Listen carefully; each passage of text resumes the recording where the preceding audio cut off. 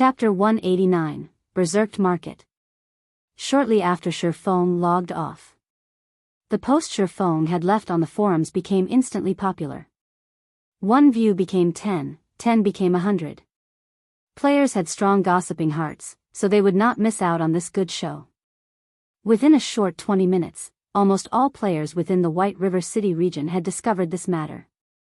The guilds that had demanded the leveling strategy from Shifeng were all enraged.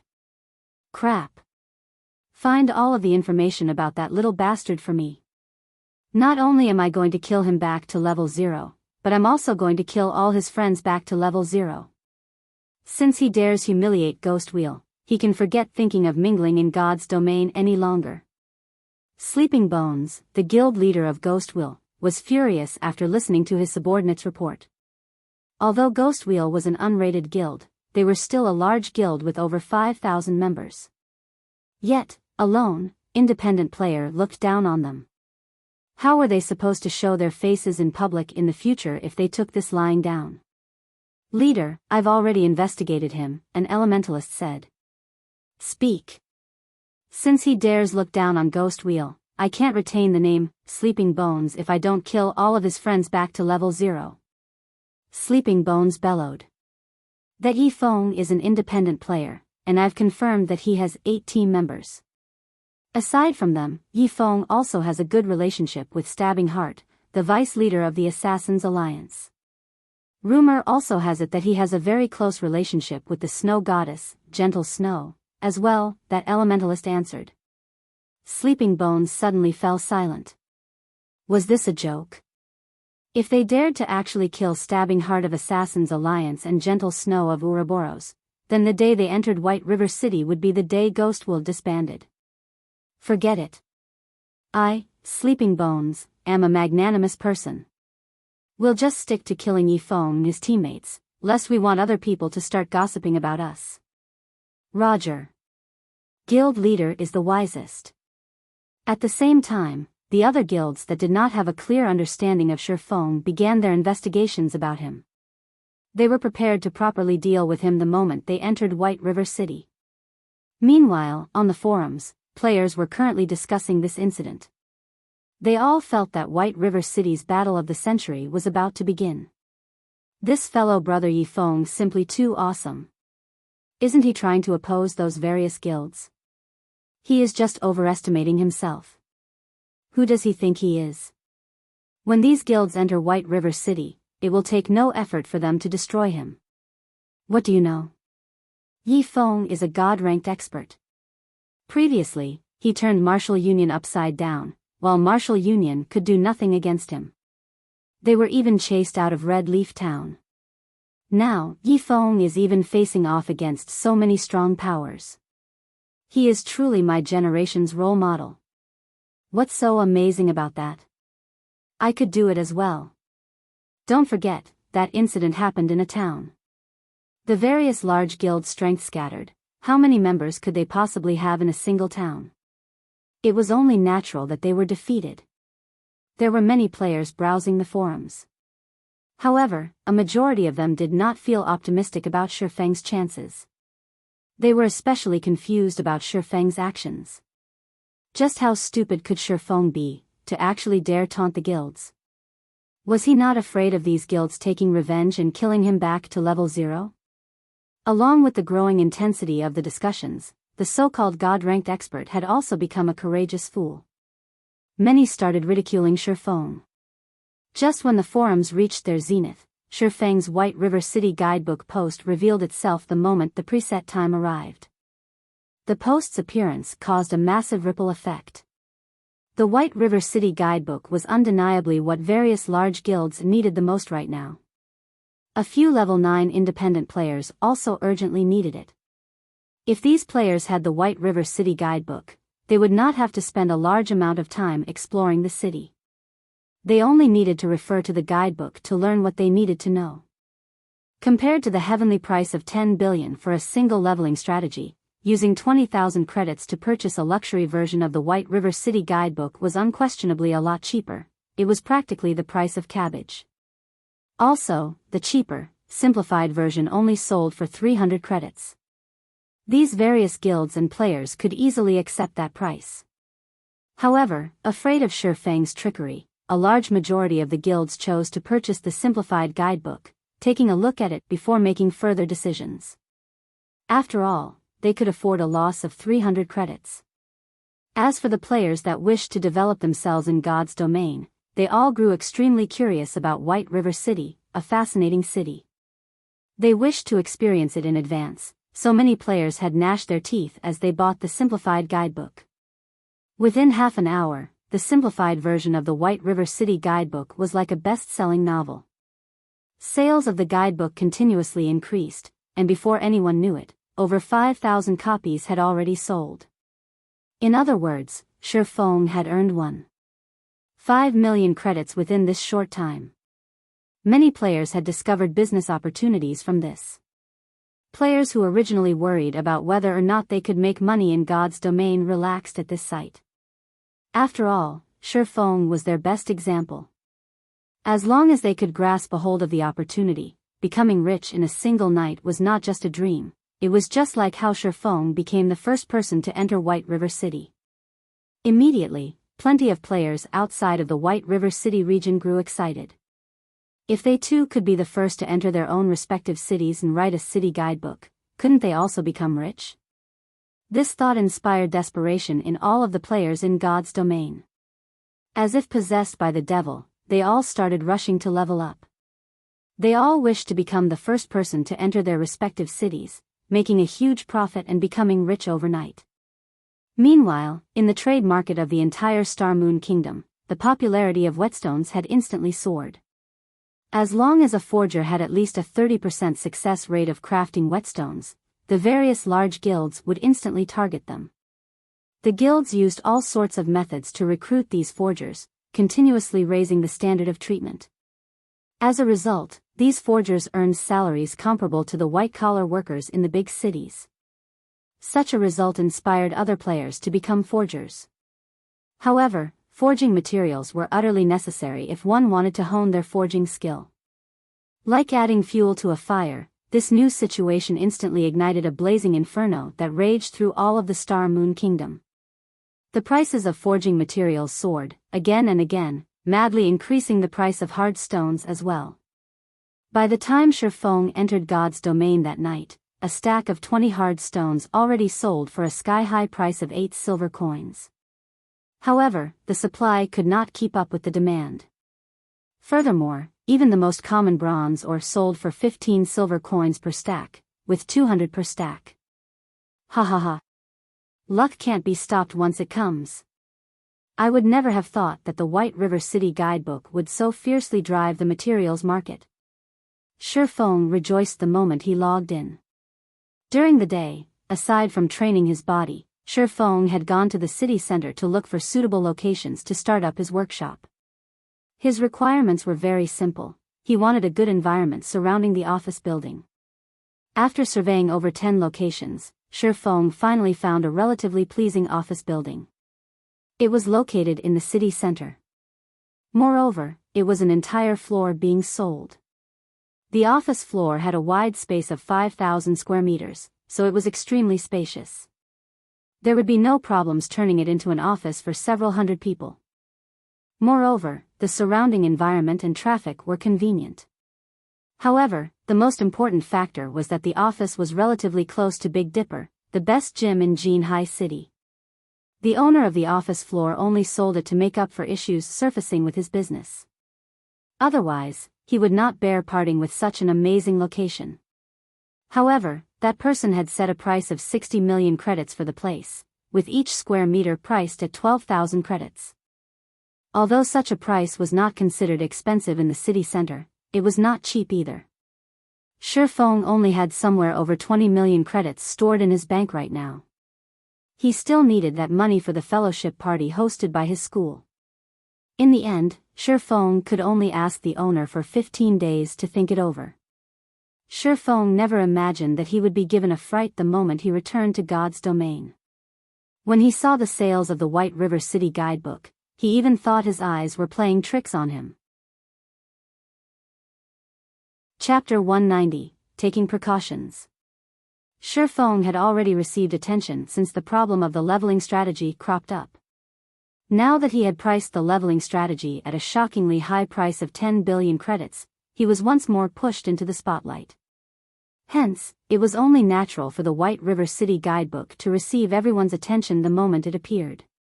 These sales had far exceeded Shi Feng's expectations. Shi Feng quietly called up the half-transparent display screen. When he examined the sales records displayed on the official forums, Shi Feng involuntarily revealed a knowing smile. The simplified version of the White River City guidebook sold 25,364 copies.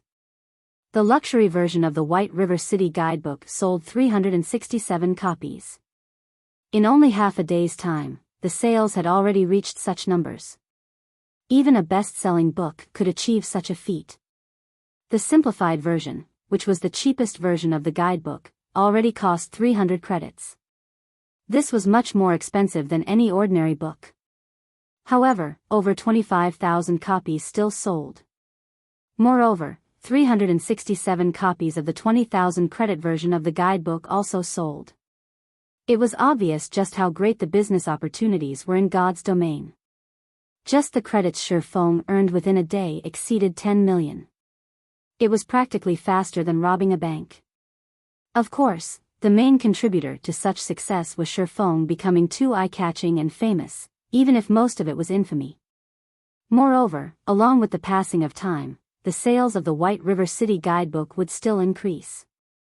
Although Shi Feng won't be earning as much as he was now, his daily earnings would still be considerable. Originally, Shi Feng estimated his earnings from the guidebooks would be around several million credits. Moreover, he reached this conclusion after taking into consideration that every guild within the White River City region would purchase a copy of the luxury version.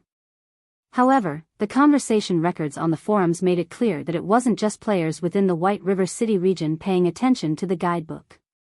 Players and guilds from other cities also purchased the guidebooks, which, in turn, led to such a high selling rate.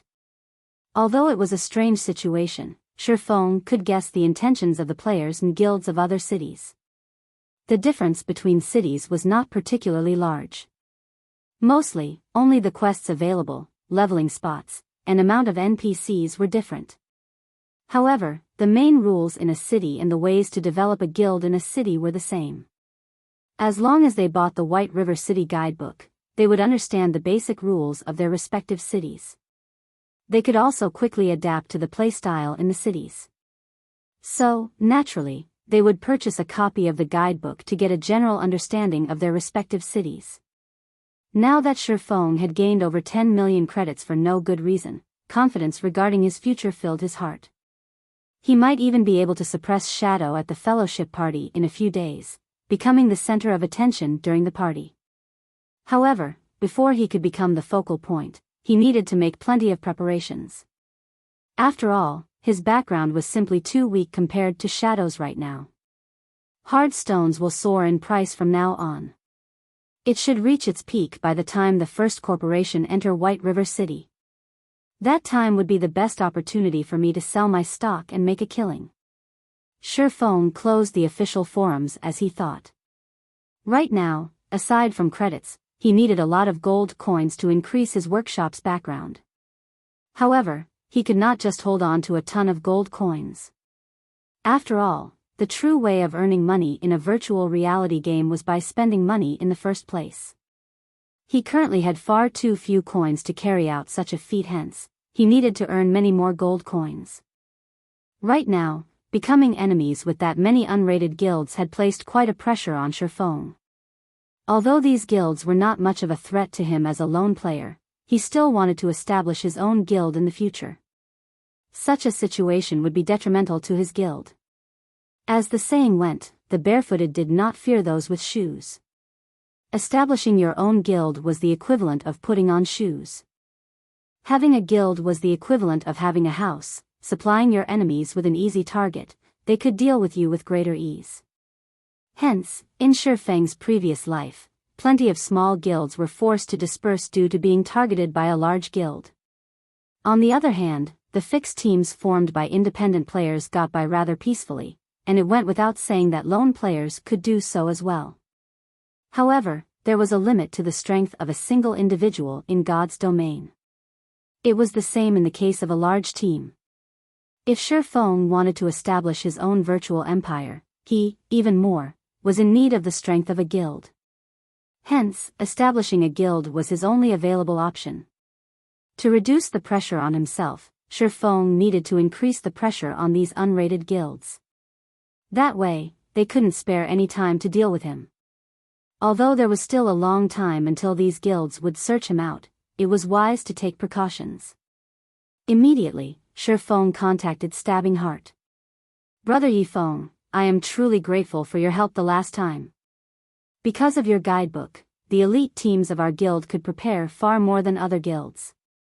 After we enter White River City, I believe it won't be long before our Assassins Alliance reigns supreme over the other guilds in White River City. Stabbing Heart excitedly said, however, after not meeting for some time, I never imagined that Brother Yi Feng would grow even more famous. I am truly envious. If I become as famous as Brother Yi Feng, I might even be promoted to an elder position during the next guild meeting. I'd rather be more ordinary. Shi Feng smiled bitterly as he shook his head. The nail that stuck out would be hammered down. Although Shi Feng had long since been prepared for this in his heart, he did not think that the actual situation would be so intense. Brother Yi Feng, since you are looking for me, do you need help for something? Stabbing Heart asked. Normally, Shi Feng would not take the initiative to contact him unless there was something going on. Of course. Moreover, it is good news for you, Shi Feng laughed. Good news? Stabbing Heart grew slightly excited. He had received plenty of praises from the guild leader due to the help he received from Shi Feng the past several times. As a result, his position in Assassins Alliance had risen by quite a bit. Meanwhile, the matter of the White River City guidebook even earned him the good graces of the guild elders. They had already labeled him as one of the reserve elders of the guild. Such a promotion was rare in the Assassins Alliance, and it displayed how highly the guild leader and elders thought of him. Do you lack hard stones right now? Shi Feng asked. Lack? My subordinates and I have a headache over this matter right now. Even though I'd sent many people out to grind, the amount of hard stones we obtained is merely a drop in the bucket. Does Brother Yi Feng need some hard stones right now? Stabbing Heart breathed out a tired sigh when he heard the words hard stone. He then immediately said, if Brother Yi Feng needs them, I should be able to gather 3 to 4 stacks for you. I truly can't spare any more than that. Stabbing Heart only spoke the truth. After all, he had prepared these hard stones for the forgers in his guild to craft whetstones. Brother Stabbing Heart, you're overthinking things. I'm not calling to buy, but to sell, Shi Feng laughed. Sell? Stabbing Heart was awe-stricken. Hard stones were extremely rare right now, and it was insanely difficult for average players to obtain them. Not to mention selling them, players would normally choose to keep them for their own use. After all, if one wanted to level up quickly, whetstones were a must. How many do you have? Be it 2 or 3 stacks, I want all of them. I'll even buy them at above market price. What do you think about 9 silver coins per stack? In Stabbing Heart's mind, Shi Feng was only an independent player. It was already heaven-defying for him to have 2 to 3 stacks. After all, Stabbing Heart's own team, which consisted of hundreds of players, had only managed to obtain 3 to 4 stacks after a long time. No, I have 50 stacks. However, I'm only taking coins for them, Shi Feng casually responded, extended 5 fingers. Chapter 191, Star Moon's Big 10. Stabbing Heart immediately froze in shock when he heard that Shi Feng had 50 stacks of hard stones. The entire Assassins Alliance could not even manage to gather up 5 full stacks. Yet, Shi Feng said he had 50. If 50 stacks of hard stones were used to craft whetstones, even if the forgers crafting them had slightly lower success rates, it could allow all the elite players in the Assassins Alliance to reach level 10, entering White River City. Brother Yi Feng, you're not tricking me, right? Do you really have 50 stacks? Stabbing Heart asked doubtfully. It was not that he did not trust Shifeng, but this number was simply too huge. Even a first-rate guild in a town could not offer up that many. It would be impressive if they could even gather 6 to 7 stacks. Naturally. Since when have I joked around before?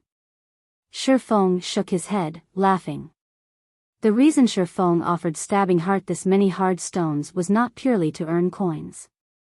A large part of the reason was to assist the Assassins' Alliance in entering White River City and starting their development at an earlier date. After all, the Assassins' Alliance's main forces were all stationed around the few cities near White River City.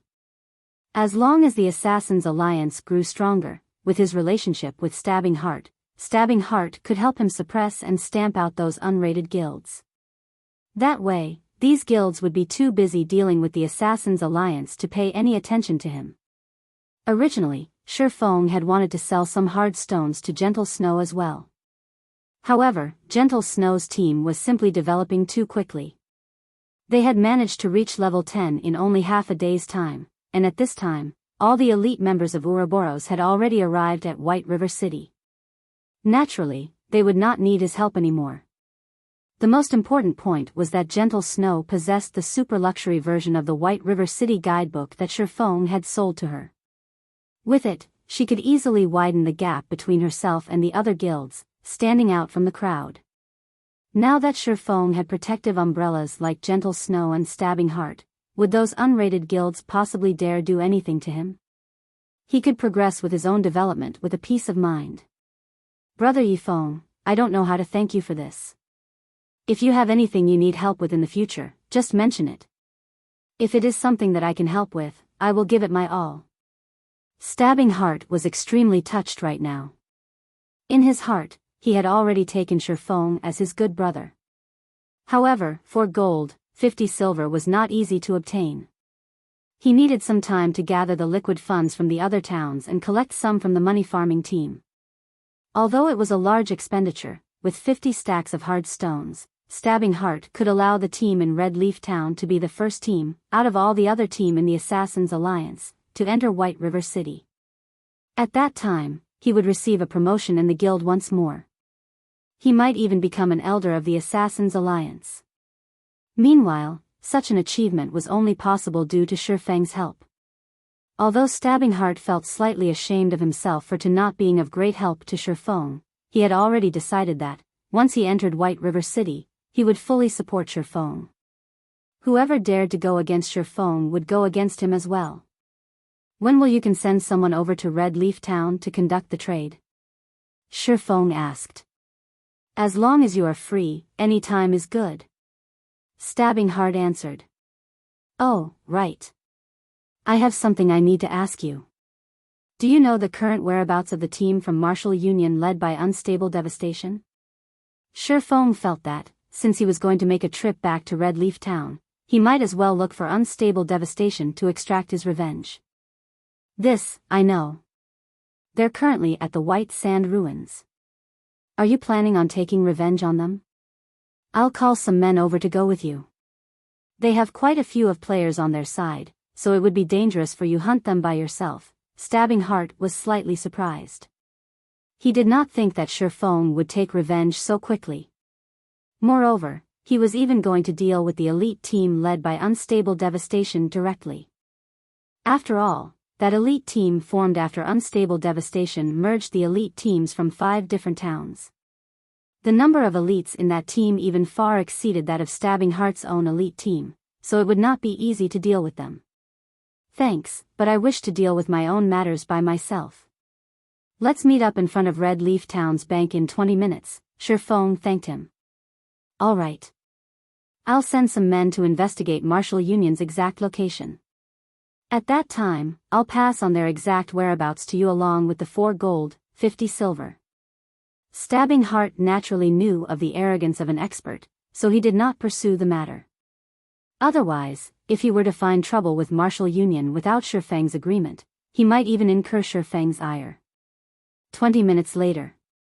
Shifeng arrived in front of the bank in Red Leaf Town. Hello, Big Brother Yifeng. I am Coco, from the Assassins' Alliance. Big Brother Stabbing Heart sent me here. Here is the grinding location of Martial Union's elite team. A pure and pleasant-looking female elementalist walked over, her eyes sparkling as she looked at Shifeng. After all, the Shifeng before her was the god-ranked expert of Red Leaf Town that everybody knew about. He was a person that even team leader Stabbing Heart of Red Leaf Town treated with respect. Most importantly, Shifeng was good friends with the snow goddess that she admired greatly. There was absolutely no chance for a normal lifestyle player like herself to come into contact with such a legendary figure. She was only here today to conduct a trade because the other forgers in the guild were too busy, while she was a newly recruited forger in the guild. Only, she did not think that she could meet such a great character. Shifeng glanced at this girl, and his expression immediately froze. Cream Cocoa, wasn't she that famous master forger of Star Moon Kingdom? As one of the 10 great master forgers in Star Moon Kingdom, Cream Cocoa was a forging genius who was the closest to becoming a grandmaster forger. Her talent was almost comparable to that of Celiora of White River City. She was both a beauty and a forging genius. Plenty of first-rate guilds had willingly offered her an annual salary of hundreds of millions to recruit her. Unfortunately, she rejected them all, one after another, as she wanted to stay in the third-rate guild, Prayer Temple. Rumor had it that she had done so to repay a debt of gratitude, as Cream Cocoa was relatively clumsy during her early days, causing her success rate to be abysmally low. Due to her clumsiness, plenty of guilds had refused to accept her. In the end, Prayer Temple was the only guild that had accepted and nurtured her, so she did not wish to leave them.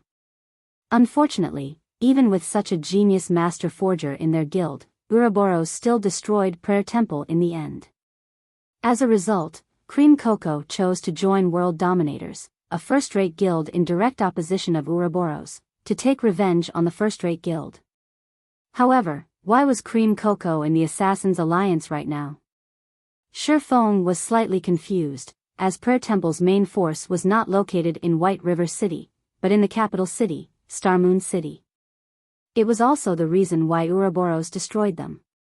Could it be that, after being ignored by the Assassins' Alliance, she chose to head to Star Moon City to develop herself after she reached a higher level, which then led her to Prayer Temple? Shifeng could only make guesses. If the Assassins' Alliance found out that they had chased away a master forger during their early days in God's domain, they might even kill themselves in regret. Big Brother Yifeng? When Cream Cocoa discovered that Shifeng stared at her sternly, she couldn't help but panic. Only now did Shifeng regain his senses. His actions could not be considered overreacting, as a top-tier master forger was simply too important to a guild. However, he couldn't just try to recruit Cream Cocoa to his group. After all, Cream Cocoa was still a member of the Assassins' Alliance right now. His only option at the moment was to wait for Cream Cocoa to leave the Assassins' Alliance before trying to recruit her. Oh, it's nothing. Here are the 50 stacks of hard stones. Shifeng immediately traded the 50 stacks of hard stones to Cream Cocoa. When Cream Cocoa saw the 50 stacks of hard stones in her trade window, her eyes widened in shock. She did not even dare believe her own eyes. Right now, it was hard to even purchase 1 or 2 hard stones. Yet, Shifeng had easily managed to bring out 50 stacks. It was no wonder why team leader Stabbing Heart was so respectful to Yifeng.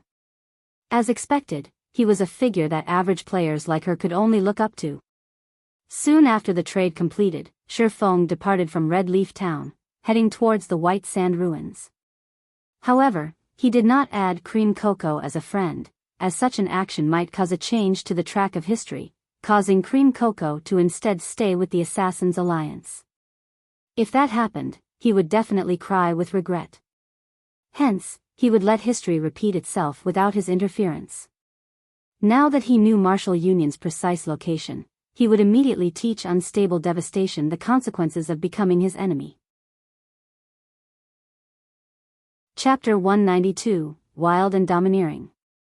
White Sand Ruins, as a key location for players to reach level 10, the level 9 players from the surrounding towns would naturally come here to level up. Not only did this place possess level 10 monsters, which were a better source of EXP, there were also plenty of quests in this region. Moreover, a majority of them rewarded high amounts of EXP, and some high-level quests even gave out bronze-ranked or above equipment. It was especially true for the newly discovered Stonemer town. It was practically a heaven for players. As long as one's reputation in Stonemer town reached a certain degree, they could purchase level 10 bronze and mysterious iron equipment at extremely low prices. It was impossible to find such treatment in other towns. Thus, White Sand Ruins became the mainstream leveling location for level 9 players. Naturally, guilds like Martial Union would not miss out on such a great location. Ever since Shurfeng had killed Unstable Devastation in Red Leaf Town, Unstable Devastation had immediately escaped to this place to level up. After a period of hard work, Unstable Devastation had finally managed to get back to level 9. He was also not far from reaching level 10. Yifeng, just you wait. The day our alliance of guilds enter White River City will be the day of your funeral. Unstable Devastation silently cursed as he killed a level 10 three-tailed scorpion. Although he had exposed Shurfeng's secret, and Shurfeng provoked and angered the other guilds, there had yet to be a person that could do a thing to Shurfeng. Moreover, not only was Shurfeng living comfortably, he was even earning a large sum of money right now. This envious situation of Shurfeng's had driven Unstable Devastation to near insanity, and he silently questioned why he couldn't enjoy such fortune. Martial Union was originally a guild that had migrated to God's domain from another virtual reality game, so they did not possess the investment of any large corporation. There were only a few wealthy young masters spending money to support the guild. While Martial Union still played that other virtual reality game, these wealthy young masters were considered rich tycoons. They could casually spend up to several 100,000 credits, allowing the Martial Union of those days to take the gaming world by storm easily. Such a situation had allowed these wealthy young masters great pleasure, hence they went on to establish Martial Union in God's domain. They wanted to continue taking the world by storm. As Unstable Devastation was one of the upper echelons of Martial Union, his monthly salary was over 10,000 credits. It was a relatively high salary even within the big city. He was even extremely elated about this matter, often bragging in front of his friends about how he was a God-ranked player. When he treated his friends to a normal restaurant, he would always foot the bill with a casual wave of his hand, appearing domineering and earning the envy of others. However, after Unstable Devastation witnessed the sales of the White River City guidebook, his mind turned into a complete mess. With a rough calculation, Unstable Devastation guessed that Shurfeng's earnings in a single day had exceeded 10 million credits. Considering the follow-up earnings, Shurfeng's assets might have surpassed even that of the wealthy young masters in Martial Union. If Shurfeng took a step further and sold his leveling strategy at a low price, he might truly be able to live his remaining years without worry. Wealth and beauties would be within Shurfeng's grasp, his life might become even more comfortable than those young masters. Thinking up to this point, bitterness and envy filled Unstable Devastation's heart. However, the only fortunate thing was that Shurfeng had not offered the leveling strategy at a low price. As long as he could snatch it, becoming the first one to sell it on the official forums, he wouldn't need to remain a professional player any longer. He could immediately live a rich life in the real world. Boss Unstable, I discovered a location with an extraordinarily high amount of monsters. The respawn rate is also quite fast.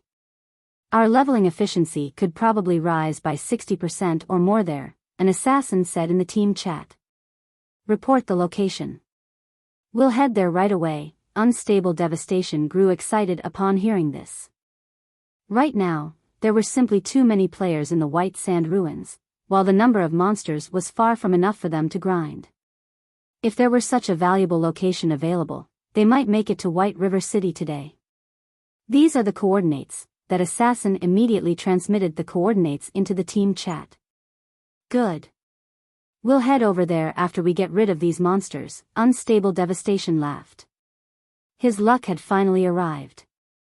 In a moment, Unstable Devastation led his team of elite players to that location. Just like that assassin had reported, this place was extremely secluded. There were plenty of monsters here as well. There were almost more than 50 three-tailed scorpions respawning every interval. To a large elite team like theirs with over 100 players, this place was certainly a worthwhile grinding spot. The only problem was that there were already quite a few players grinding here as well. Boss Unstable, what are we going to do? A shield warrior looked towards the 60 to 70 players grinding ahead, his eyebrows scrunching as he spoke. Duh. Can't you see that they're all independent players? Unstable Devastation said disdainfully, they're merely temporary parties grinding here. How can we let them occupy such a good location? Go, get rid of them. From now on, this place will be Martial Union's grinding spot. Indeed, just as Unstable Devastation said, the players here were all independent players that did not belong to any guilds. They had simply teamed up temporarily to grind. If a normal guild were to see this many players, they would not dare attempt to steal this territory. However, it was a different story for Unstable Devastation and the bunch from Martial Union. Unstable Devastation's team consisted of the elite players of 5 different towns, and even the elite team Stabbing Heart led could not outnumber them. Clear out the place. All those not from Martial Union, leave. Otherwise, deal with the consequences at your own risk. Unstable Devastation glared at the group of independent players with contempt as he yelled his warning. Meanwhile, the 100+ elite players from Martial Union all wore sneers as they surrounded the location. As long as anybody dared resist, they would extinguish them without hesitation. The equipment of independent players had always been of poor quality. Even if these players had reached level 9, their equipment was still far from comparing with Martial Union's. Martial Union even had the advantage of numbers, up to 132 players, while these independent players only numbered around 60 to 70. Not to mention, these independent players were not unified in heart, so they were even less of a challenge to Martial Union. At this moment, the representative sent out by these independent players said, "Brothers from Martial Union, shouldn't we do things properly? It isn't easy for everyone to level up. Why don't we do this? We'll each take half of these monsters. Scram. I'll count to 10. If all of you don't get lost by then, I don't mind letting you stay here forever." Unstable Devastation bellowed. "You guys are too arrogant. We've only managed to discover this place after much difficulty, so what right do you have to chase us away? Listen to me, everyone. Why don't we team up and fight it out against Martial Union? At most, both sides will suffer losses. I don't believe that these players from Martial Union are really so fearless as fight it out with us." Just as one of the parties tried to organize everyone else into a team to go against Martial Union, tens of fireballs blasted on the players of said party, instantly killing them all. This situation had frightened these independent players. However, they did not dare utter a word, only silently glare at Unstable Devastation. "What? Do you have something to say?" Unstable Devastation laughed coldly, waving his hand once again. Suddenly, another dozen spells fell upon them, and several more players glaring at Unstable Devastation perished. "Let's go." Unable to endure the pressure, one of the parties took the lead. Soon after, the several remaining parties looked at each other. They all shook their heads as they departed. As for the 2 parties that died, nobody cared about them any longer. Ha ha ha. They are merely a bunch of trash, yet they dare compete with us, Martial Union?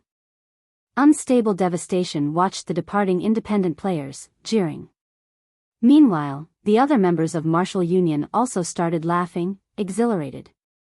At this moment, Shi Feng arrived at the White Sand Ruins after running without rest. Martial Union should not be far ahead. Shi Feng compared his current location to the marked location on the map, increasing his pace as he headed onward. Chapter 193, Holy Grail Knights. When Shi Feng arrived at the location Stabbing Heart had provided, he couldn't even find a shadow of Martial Union. Where are they? Shi Feng surveyed his surroundings. Aside from a dozen or so 3-tailed scorpions, not a single player occupied this flat, sandy area. Was there an error in the information Stabbing Heart gave me? Shi Feng thought the possibility of such an error was low. After all, the Assassins' Alliance was a top-tier, second-rate guild. There shouldn't be any significant errors in their information gathering. Moreover, Stabbing Heart had been so confident in providing the information, so he must have had a basis for his confidence. Forget it. I didn't have much hope of finding them immediately in any case. Since Shifeng was not in a hurry, he started searching around the surrounding area. If Martial Union had already entered White River City, Stabbing Heart would have notified him at the first notice.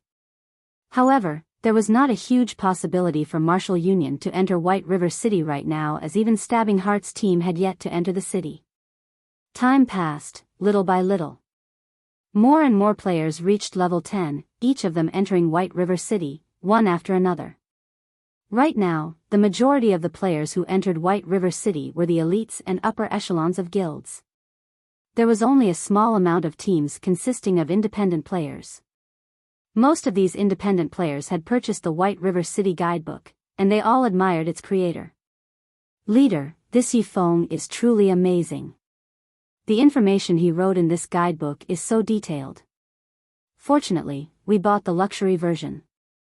The introductions in the simplified version were overly brief, and it only helps one get a general understanding of White River City.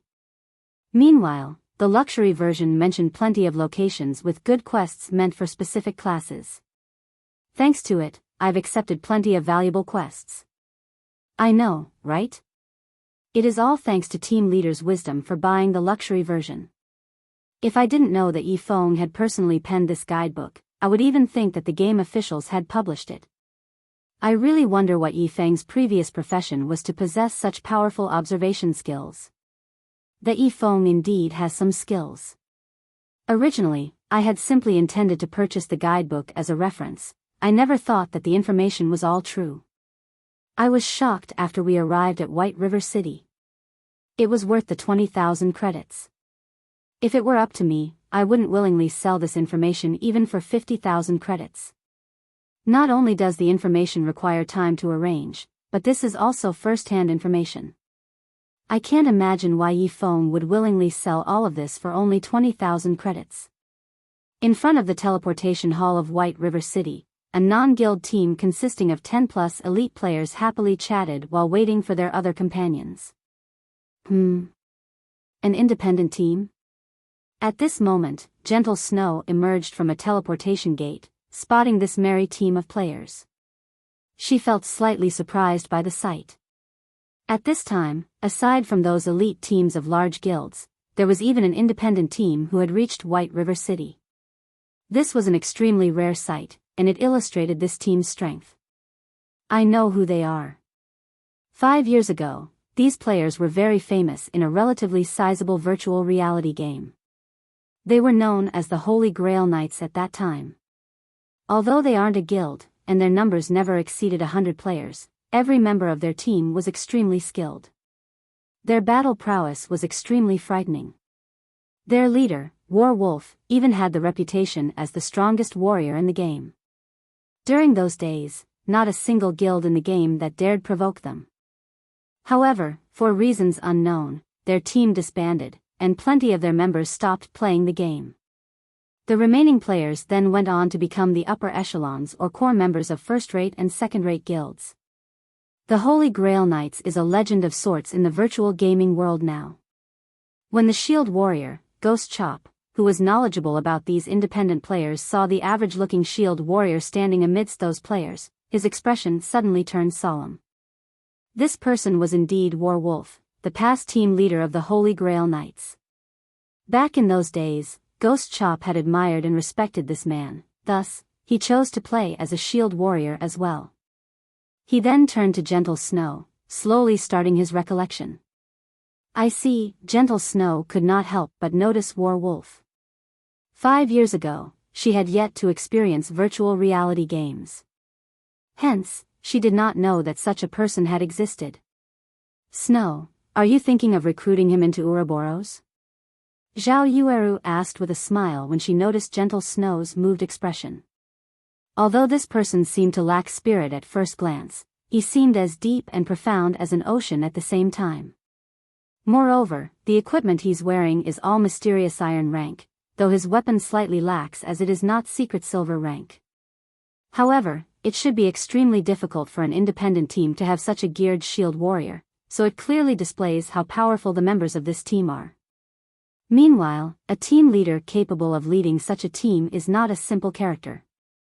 If we can recruit him, it should be of great help to our future dungeon raids. Gentle Snow did not directly deny Zhao Yueru's question. Her previous intentions of recruiting Shifeng as a subordinate were already dashed. Unfortunately, she could not see through Shifeng, as Shifeng's entire being was shrouded in mystery.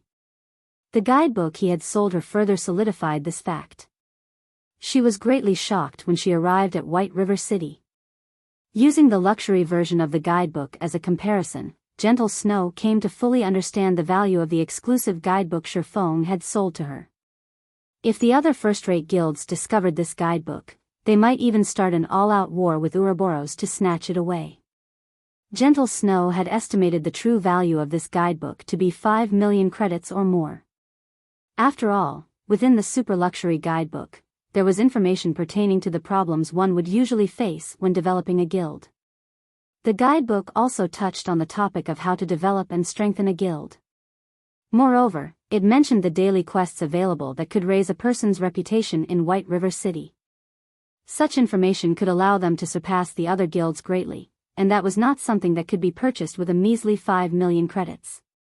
Even now, Gentle Snow did not dare reveal this information to any other person. She did not wish to bring a calamity upon herself. Due to this reason, Gentle Snow had become fully aware of just how much of a danger Shifeng was.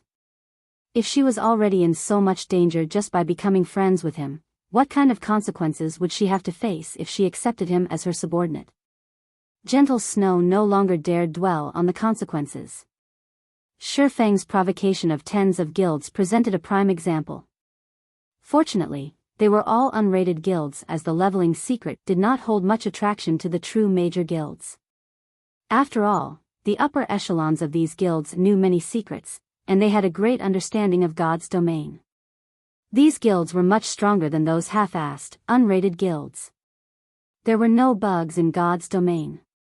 Even if there were one, the system would discover and correct it immediately. If there truly were a leveling secret, the only possibility was killing monsters of a higher level or carrying out high-level quests to obtain massive amounts of EXP. Only experts or players with exceptional equipment could achieve the former. As for the latter, it was clearly an unrepeatable situation because such high-level quests would have great limitations and rarity. Not everybody could receive such quests. They might even be rare or unique quests. Thus, all of the rated guilds did not have a particular interest in this secret that was not really a secret. On the contrary, they were much more interested in the White River City guidebook. However, since Shifeng had wisely offered the information for sale, these rated guilds would naturally not look for trouble with Shifeng. They also did not have so much time on their hands, unlike those half-assed guilds. Shifeng belonged to a category of people so intimidating that they possessed few friends. To put it another way, without sufficient strength, friendship with Shifeng was an extremely dangerous endeavor. As for the war wolf before her, there was not much danger in building a friendship with such a person. Moreover, with such great strength, it would be an utter loss not to recruit him. Go. Let's go and strike up a conversation with them. Then, seeing that all the members of her team were already present, she opened her mouth and spoke. Chapter 194, Flame Demon. White Sand Ruins. Martial Union is simply too much. They don't respect any of us independent players at all. When I grow stronger, I'll take revenge on those bastards. Shoo. Shut up. Didn't you see Martial Union kill those other two parties simply for speaking up? We can't do anything about this. We aren't as powerful as they are, so we can only give way and take a step back. If I was a member of a third-rate guild, I don't believe that Martial Union would dare kick us around like they just did. Leader, why don't we just join a large guild? With our current technique standards, we should be able to join a large guild. A guild, is it? Indeed, we should consider it. However, let's talk about this after we enter White River City. The Assassins' Alliance is currently the strongest guild in Red Leaf Town, but when we get to White River City, the Assassins' Alliance would only rank above average at best. There are still a bunch of first-rate guilds we can choose from. One of the 6-man party's martial union had chased away started a discussion as they searched for a new grinding location. They had experienced, firsthand, the strength and usefulness of a guild. If they did not join a guild, they could only compete with other independent players over locations with scarce resources when these guilds occupied all the valuable leveling locations.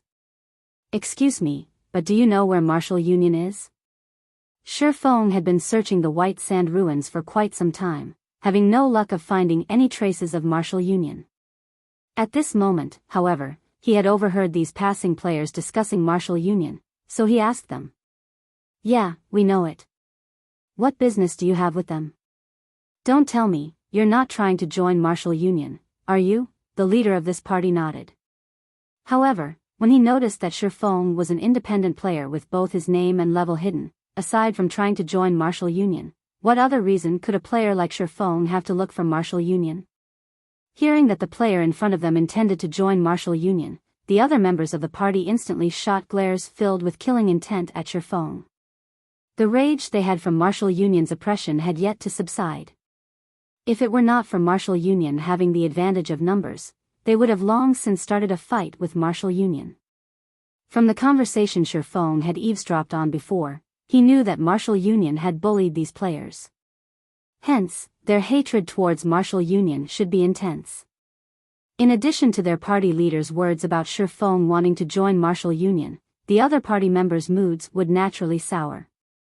If he dared claim that he intended to join Martial Union, these players might charge at him without hesitation. I'm not trying to join Martial Union.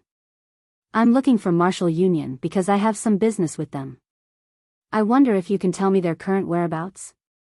Here's an inquiry fee of 1 silver coin, Shi Feng smiled, taking out a silver coin. To average players, their daily income would, at most, range around several tens of copper coins. Even if these veteran players banded together to form a party, their total earnings would be around 1 to 2 silver coins. Hence, an inquiry fee of 1 silver coin was not a small amount to them. What a rich fellow.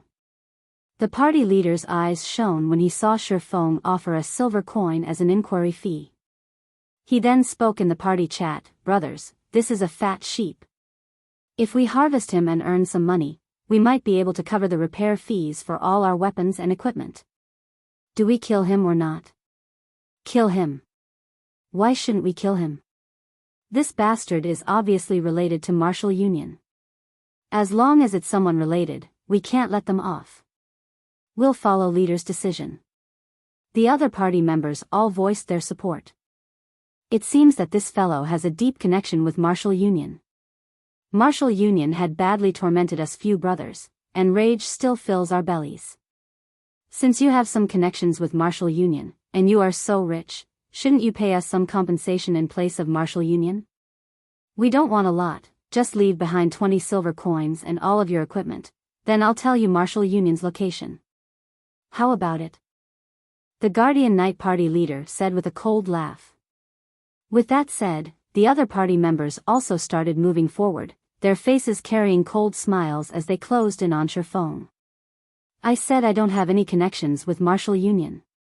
I'm only looking for them for some business. Whatever has happened between you and Martial Union has nothing to do with me. If you guys aren't going to tell me where they are, so be it. Please move aside, Shi Feng said. This, I understand. However, it is still your fault for mentioning Martial Union to us.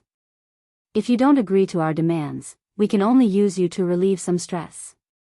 Although we don't know your level, it should still be around level 8 or level 9. If you lose a level right now, you will probably lose 1 to 2 days worth of effort. You should think through your options, the party leader jeered, his hands retrieving the gladius and shield from his back. Shi Feng couldn't help but laugh when he heard these words. Pitiful people were bound to have a hateful side to them. Although these players endured Martial Union's bullying and oppression, when the tables turned, didn't they act just as Martial Union had? Little fool, what are you laughing at? I'll smash your face into a pulp if you keep laughing, an assassin bellowed. Didn't you guys want money? I'll pay the fare for your trip down to hell.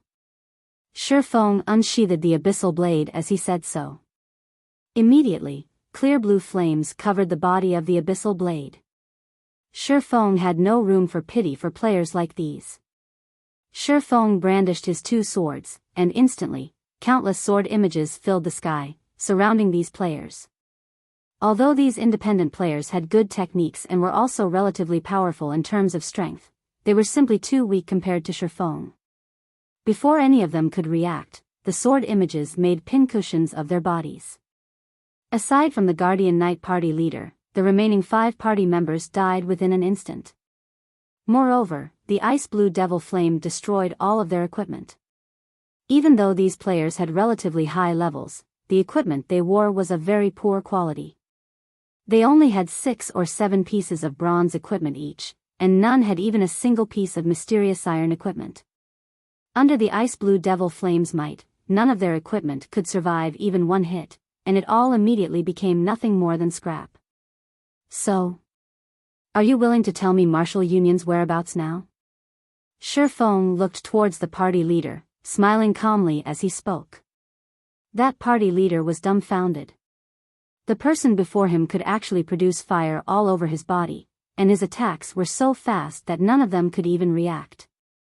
At this moment, the party leader only had one thought about his situation: he had met a demon. Moreover, it was a fire demon capable of controlling flames. I'll speak. I'll speak. Martial Union is at a nearby sunken land to the southwest. There are also plenty of cavities around the area. Very good. You may go now. Shifeng immediately extinguished this party leader's life. He then advanced towards Martial Union's location. By the time these independent players revived back at Red Leaf Town, they immediately filled the skies with their screams of anguish. Not only did they lose a level from dying, but all their equipment had also been destroyed. Not to mention leveling up, they could not even go out into the fields to kill monsters now. Suddenly, a rumor about a flame demon in the White Sand Ruin spread. The rumor stated that the flame demon wore a black hooded cloak, and he revealed no personal information. The demon also had 2 sharp swords hanging from his waist, one was black and the other, white. The rumor also mentioned that if players did not quickly answer this flame demon's question, they would die and lose all their equipment. One wouldn't even have the chance to shed tears of regret when that time came. However, Shifeng, the origin of this rumor, was not aware of any of this. I've finally found you, unstable devastation. At this moment, Shifeng stood atop a tall slope, looking down at the 100+ players currently butchering several dozen 3-tailed scorpions. These players were all level 9, and they were not far from reaching level 10. On the other hand, Unstable Devastation, who currently commanded from the rear of the team, had already reached level 10. The reason why he had reached level 10 with such speed was that he was not in a party with these elite players. Meanwhile, Unstable Devastation killed the monsters that had their HP lowered to a critical point. Due to the rules of God's domain, Unstable Devastation would receive 60% of the total EXP from the kill, thus, he reached level 10 ahead of the other elite players. Chapter 195, 1 against 100.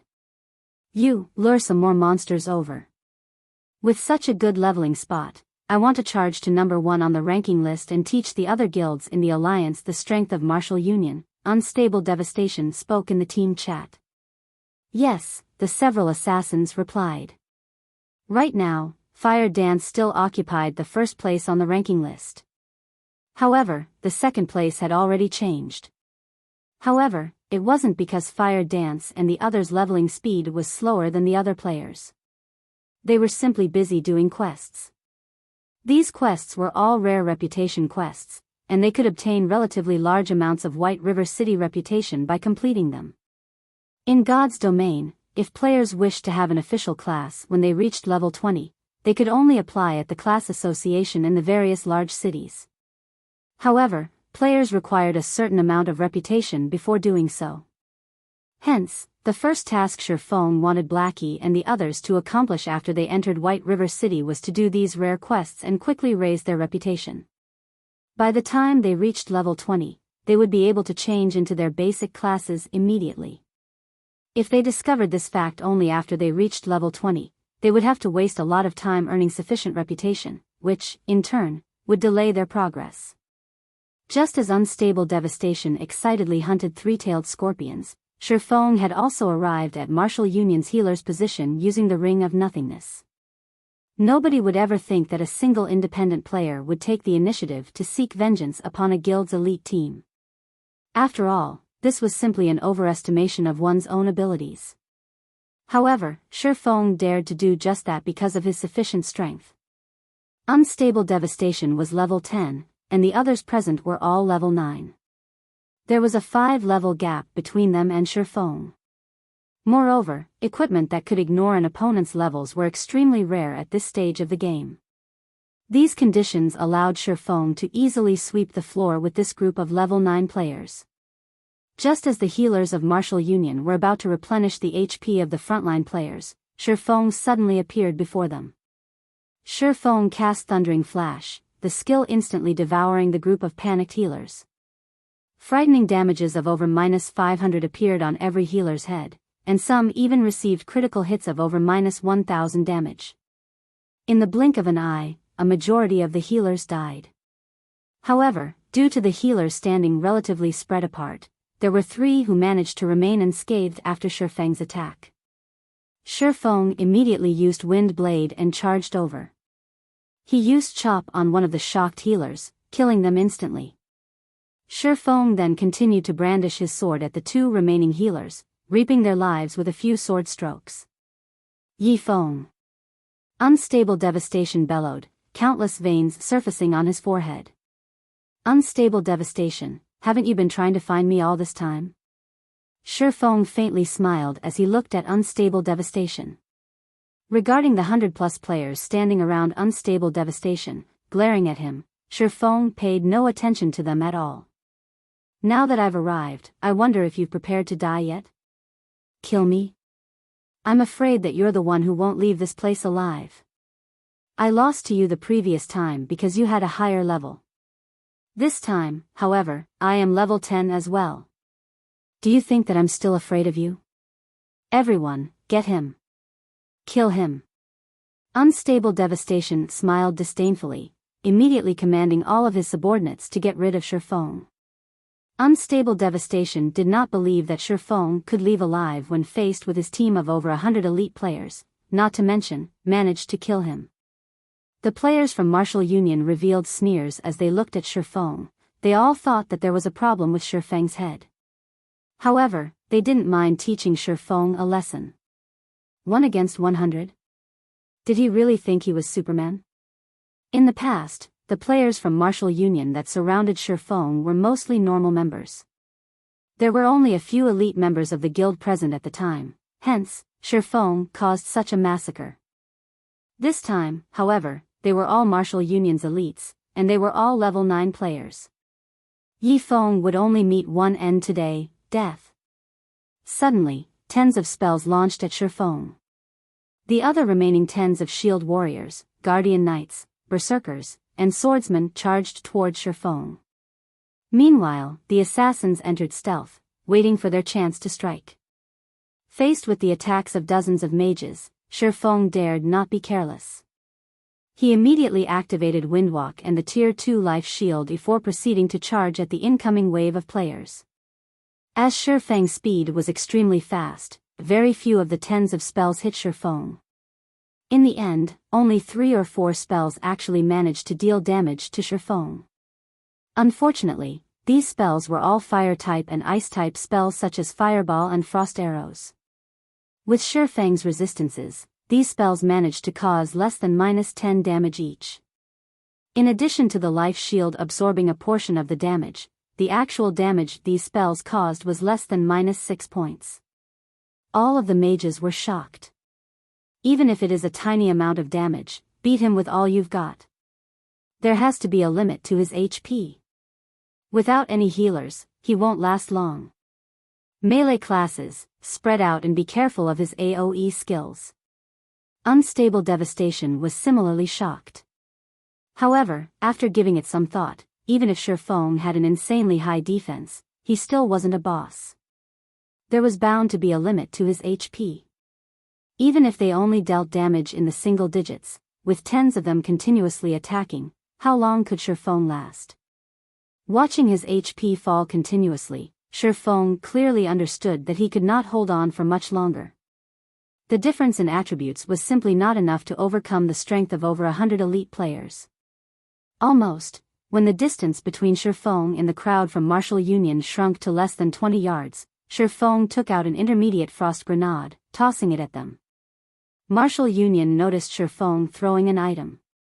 However, since it was not a skill, they did not pay it any heed. Instantly, the intermediate frost grenade exploded, releasing a shroud of cold air, covering a 12-yard radius. The cold air froze the players for 3 seconds and dealt -400 damage to every one of them. The shroud of cold air swallowed more than half of the melee players. MTs, activate your life-saving skills. Mages, increase your firepower and controlling skills. We must not let him get near the frozen players. Unstable Devastation hurriedly shouted. The Shield Warriors and Guardian Knights immediately activated their shield walls and protection blessings respectively after receiving the command. However, deep in their hearts, they were extremely clear that these skills were absolutely useless in front of Shifeng. They merely used these skills in the hopes that, with their increased durability, Shifeng would instead choose to go for the other players first. Meanwhile, the mages standing at the rear line started casting controlling spells, one after another. They used spells such as ice walls and ice spheres to prevent Shifeng from closing in on the frozen players. Shifeng simply smiled. Using silent steps, he instantly arrived behind these mages. With the ice blue devil flame covering his entire body, he sent thunder flame explosion blasting down on these mages. The elementalists and cursemancers who were within the range of thunder flame explosion were instantly wiped out of existence.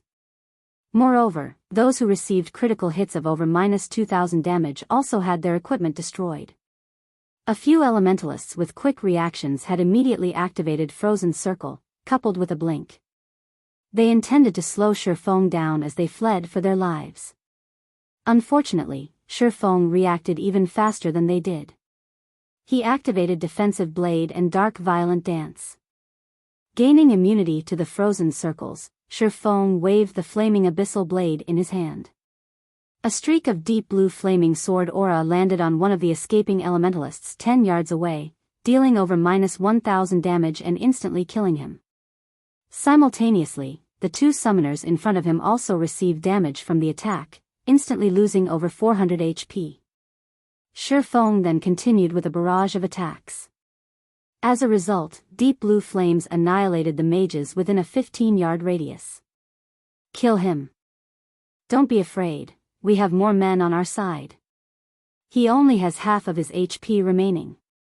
Although Shifeng only had half of his HP remaining right now, Unstable Devastation had lost much of his confidence. Even so, he did not stop sending out streak after streak of frost arrows and fatal shots. However, Shifeng had dodged every one of them. In addition to the sudden appearance of Shifeng's flame transformation and terrifying AoE damage, Unstable Devastation already had the notion of escaping for his life. However, he needed to observe the situation further before he made his decision. Half HP, is it? Shifeng calmly smiled. He then proceeded to take out his next trump card from his bag. Intermediate Recovery Potion. Instantly recovers 800 HP after use. Cooldown, 1 minute. In White River City, players were only allowed to purchase 5 intermediate recovery potions each day, and each bottle cost 3 silver coins. It was an item meant for a crucial time. Shifeng downed the bottle, his HP instantly recovering to full. At this sight, Martial Union's players were instantly afraid. They had sacrificed dozens of players to take away close to half of Shifeng's HP. Yet, Shifeng's HP was full once again. Moreover, the scorching flame that surrounded his body greatly increased his battle prowess. Just by closing in on him, the durability of their equipment constantly fell. Faced with such a situation, their confidence instantly sunk into a bottomless pit. Chapter 196, Devastating Strike. The elites of Martial Union, who had originally looked down on Shifeng, had started to panic now. What did a full HP Shifeng mean? Martial Union's elites already had the experience deeply ingrained into their bodies, so they understood what it meant. Compared to only losing a level after dying, their current situation was far graver. As they had spent all this time grinding monsters, their equipment and weapons' durability was almost depleted. If they received an attack from Shifeng right now, that little durability would decrease even further, and their equipment and weapons might even be destroyed. This was much more frightening than simply losing a level. If they lost a level, they could recover it through grinding. However, it would be a different story if they lost the equipment and weapons they currently relied on. They had only managed to collect all these items after much difficulty, and compared to regaining a single level, it would be much more troublesome to recover these items. There was even the possibility that they could not recover these items at all. Yifeng, don't go overboard. It won't be beneficial to either of us if you continue your actions. It is not too late for you to leave this place right now. In the future, we will mind our own business, and we will each walk our separate paths. Although Unstable Devastation felt dissatisfied, Shifeng's strength was simply too frightening. He could only grit his teeth and take a step back in this matter. If he lost everything he had right now, his dreams of rising in Martial Union would also vanish. Overboard? These are your last words? Shifeng laughed at the absurdity. He truly could not understand Unstable Devastation's thought process. Did he think that, after slapping someone across the face, everything could be settled just with a simple apology? Hearing Shifeng's contempt, Unstable Devastation felt humiliation for the first time. He had already taken a step back, yet, Shifeng reacted so aggressively. However, he could do nothing to Shifeng right now, so he could only watch as his subordinates were butchered, one after another. This sort of helplessness had driven him close to insanity. Unstable Devastation never thought that such a day would befall him. In the beginning, he had a 100% certainty of crushing Shifeng.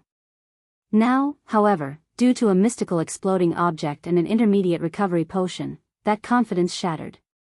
Even if they managed to kill Shifeng today, the elites of Martial Union would receive insufferable losses. Yifeng, you have forced my hand. Let's see which one of us will die first, then. Everyone, attack him together. He already has a super red name. As long as we can kill him, he will drop all of his equipment, and it will be enough to make up for all our losses. Don't be afraid. His HP potion's cooldown is definitely very long. We can exhaust him to death. Upon receiving Unstable Devastation's command, the members of Martial Union went into a frenzy. They used all their skills and techniques to restrict Shifeng while slowly depleting his HP. Meanwhile, Unstable Devastation also reluctantly retrieved a flame-red arrow from his back, aiming and firing it at Shifeng. This was Unstable Devastation's strongest treasure. Originally, he had intended to use this arrow to deal with a Lord-ranked boss. Now, however, he could only use it to get rid of Shifeng. Xiao! The flame-red arrow soared through the air, leaving behind a sonic boom as it shot towards Shifeng's heart. Extremely complicated incantations were carved on the flame-red arrow's body, causing the surrounding fire-type mana to gather around the arrow. It seemed like a consumable item. Shifeng had also noticed this flame-red arrow flying at him. He stopped paying attention to the spells attacking him and immediately used parry to block this flame-red arrow. Boom! Boom! Boom! The moment the arrow collided with Shifeng's swords, it exploded. The force of the explosion instantly sent Shifeng flying. Fortunately, parry had managed to block the attack fully, and Shifeng received no damage from the arrow. Shortly after, Shifeng landed, unscathed. Immediately, he charged towards the mages, resuming his massacre of Martial Union's elites. Just like slapping at flies, Feng killed one player from Martial Union with each of his attacks. Within a short moment, 4 elites had died. Watching this scene play out, Unstable Devastation's eyes nearly popped out of their sockets. Even after he used his final trump card, Feng had taken not a thread of damage from it. On the contrary, his attack aided Feng in closing in on the mages and continuing his slaughter. To begin with, Feng's movement speed was extremely quick. These mages had no chances of escaping him at all. Furthermore, due to the level suppression and Feng's magic resistance, these mages were rendered utterly helpless. They could only watch as they were slaughtered. Noticing that the frozen effect on the melee players was about to dissipate, the mages of Martial Union released a sigh of relief. They finally saw hope. Unfortunately, Feng took out another intermediate frost grenade from his bag, tossing it at the melee players again.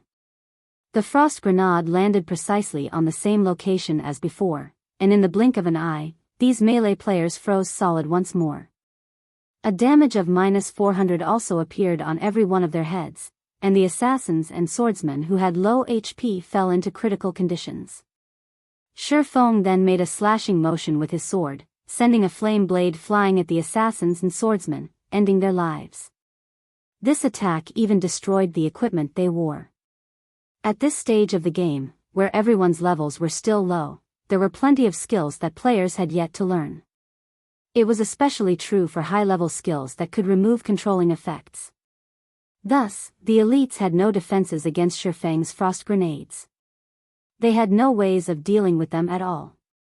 With the melee players frozen once again, and Feng killing so many of their allies, these mages truly felt despair. They no longer cared about Unstable Devastation's command, they all ran, escaping in any direction they could. Nobody would have thought that Feng would still have a weapon of mass destruction like that. If they had known about this earlier, they would have long since fled and not remained here for slaughter. Everyone's escaping now? Feng immediately felt his head ache. If he hunted them down, one by one, he might let even more players escape. After all, although the frost grenades had frightening might, nobody would be foolish enough to stand still and wait for their deaths. Helpless, Feng could only start throwing out basic frost grenades without stop. Although there was a 1-second cooldown, it could freeze a player for 3 seconds. With this, Feng could get rid of all these scattered players. With basic frost grenades tossed out, one after another, the sandy grounds turned into a world of ice, while all of the members of Martial Union turned into ice sculptures. Feng then used the blazingly hot abyssal blade to end each of their lives. Watching as his teammates died and their equipment destroyed, the remaining players trembled in fear as they were driven to insanity.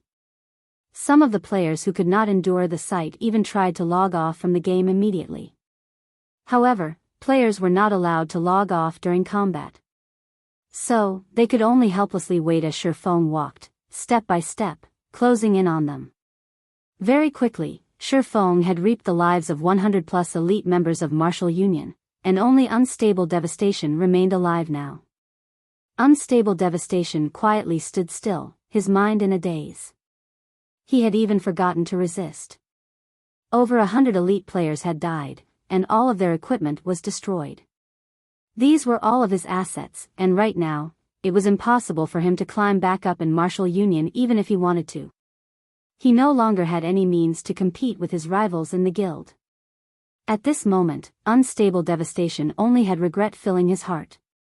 All of this had stemmed from his own arrogance. If he had known that Feng was so frightening from the very beginning, he wouldn't have dared to become enemies with Feng, even if he were beaten to death. Even if he had to become enemies with Feng, at the very least, he would have waited until all members of Martial Union had entered White River City. However, it was too late now. Soon after, Feng killed Unstable Devastation with 2 sword slashes as well. I'm finally done cleaning up. It should also be about time to bring Blackie and the others down to a dungeon for some equipment upgrades. Feng took a look at his surroundings. After confirming that there weren't any members from Martial Union remaining, he used the demon mask to wipe clean his name. He then took out a return scroll, chanting the incantation and returning to White River City. After killing Unstable Devastation and the elite players under him, even if Unstable Devastation wanted to do anything to Shifeng in the future, he would need to wait until these elite members recovered before he could. However, there was no need to concern himself over a matter that couldn't happen for quite a while. Shortly after Shifeng wiped out Unstable Devastation's entire elite team, a large commotion occurred among the alliance of guilds that wished to carry out a crusade against Shifeng. This commotion was a result of Unstable Devastation suddenly declaring his retirement from this small alliance. Unstable Devastation's actions had confused these other guilds. He also refused to speak of anything in the alliance's chat before leaving it. After witnessing Shifeng's fearsomeness, Unstable Devastation didn't dare battle Shifeng any longer. Since Shifeng could kill him at the White Sand Ruins, then he could similarly kill him again and again out in the field. The same went for his team. Unstable Devastation no longer dared think of this matter. He still wished to make a living through God's domain. He was truly afraid of Shifeng now. Hence, Unstable Devastation also expressed his apologies on the official forums. In the future, he swore to no longer participate in any matters relating to Shifeng. As long as he met Shifeng, he would make a circle and do his best to avoid Shifeng. Immediately, Unstable Devastation's actions had sent shockwaves through the White River City region.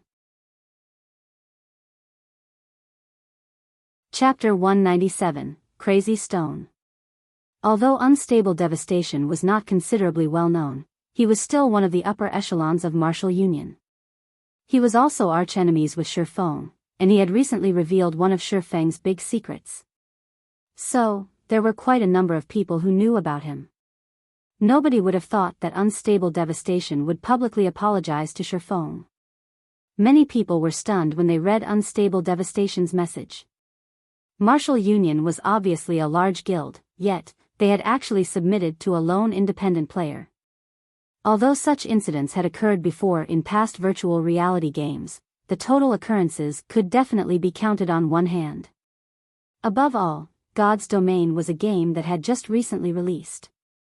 At this stage of the game, the difference in strength between players would mainly display itself in terms of techniques, and this difference could easily be overcome using the advantage in numbers. Yet, Unstable Devastation had succumbed to Shifeng. It was simply unbelievable. Can someone tell me just what is going on here? Wah! Is this going to be the uprising of independent players? As expected of my idol, Yifeng. What's so great about guilds? Haven't they succumbed to strength all the same? Chaos ensued in the official forums of the White River City region. Unstable Devastation's message was like a small pebble thrown into a tranquil pond, generating ripples that spread out in all directions.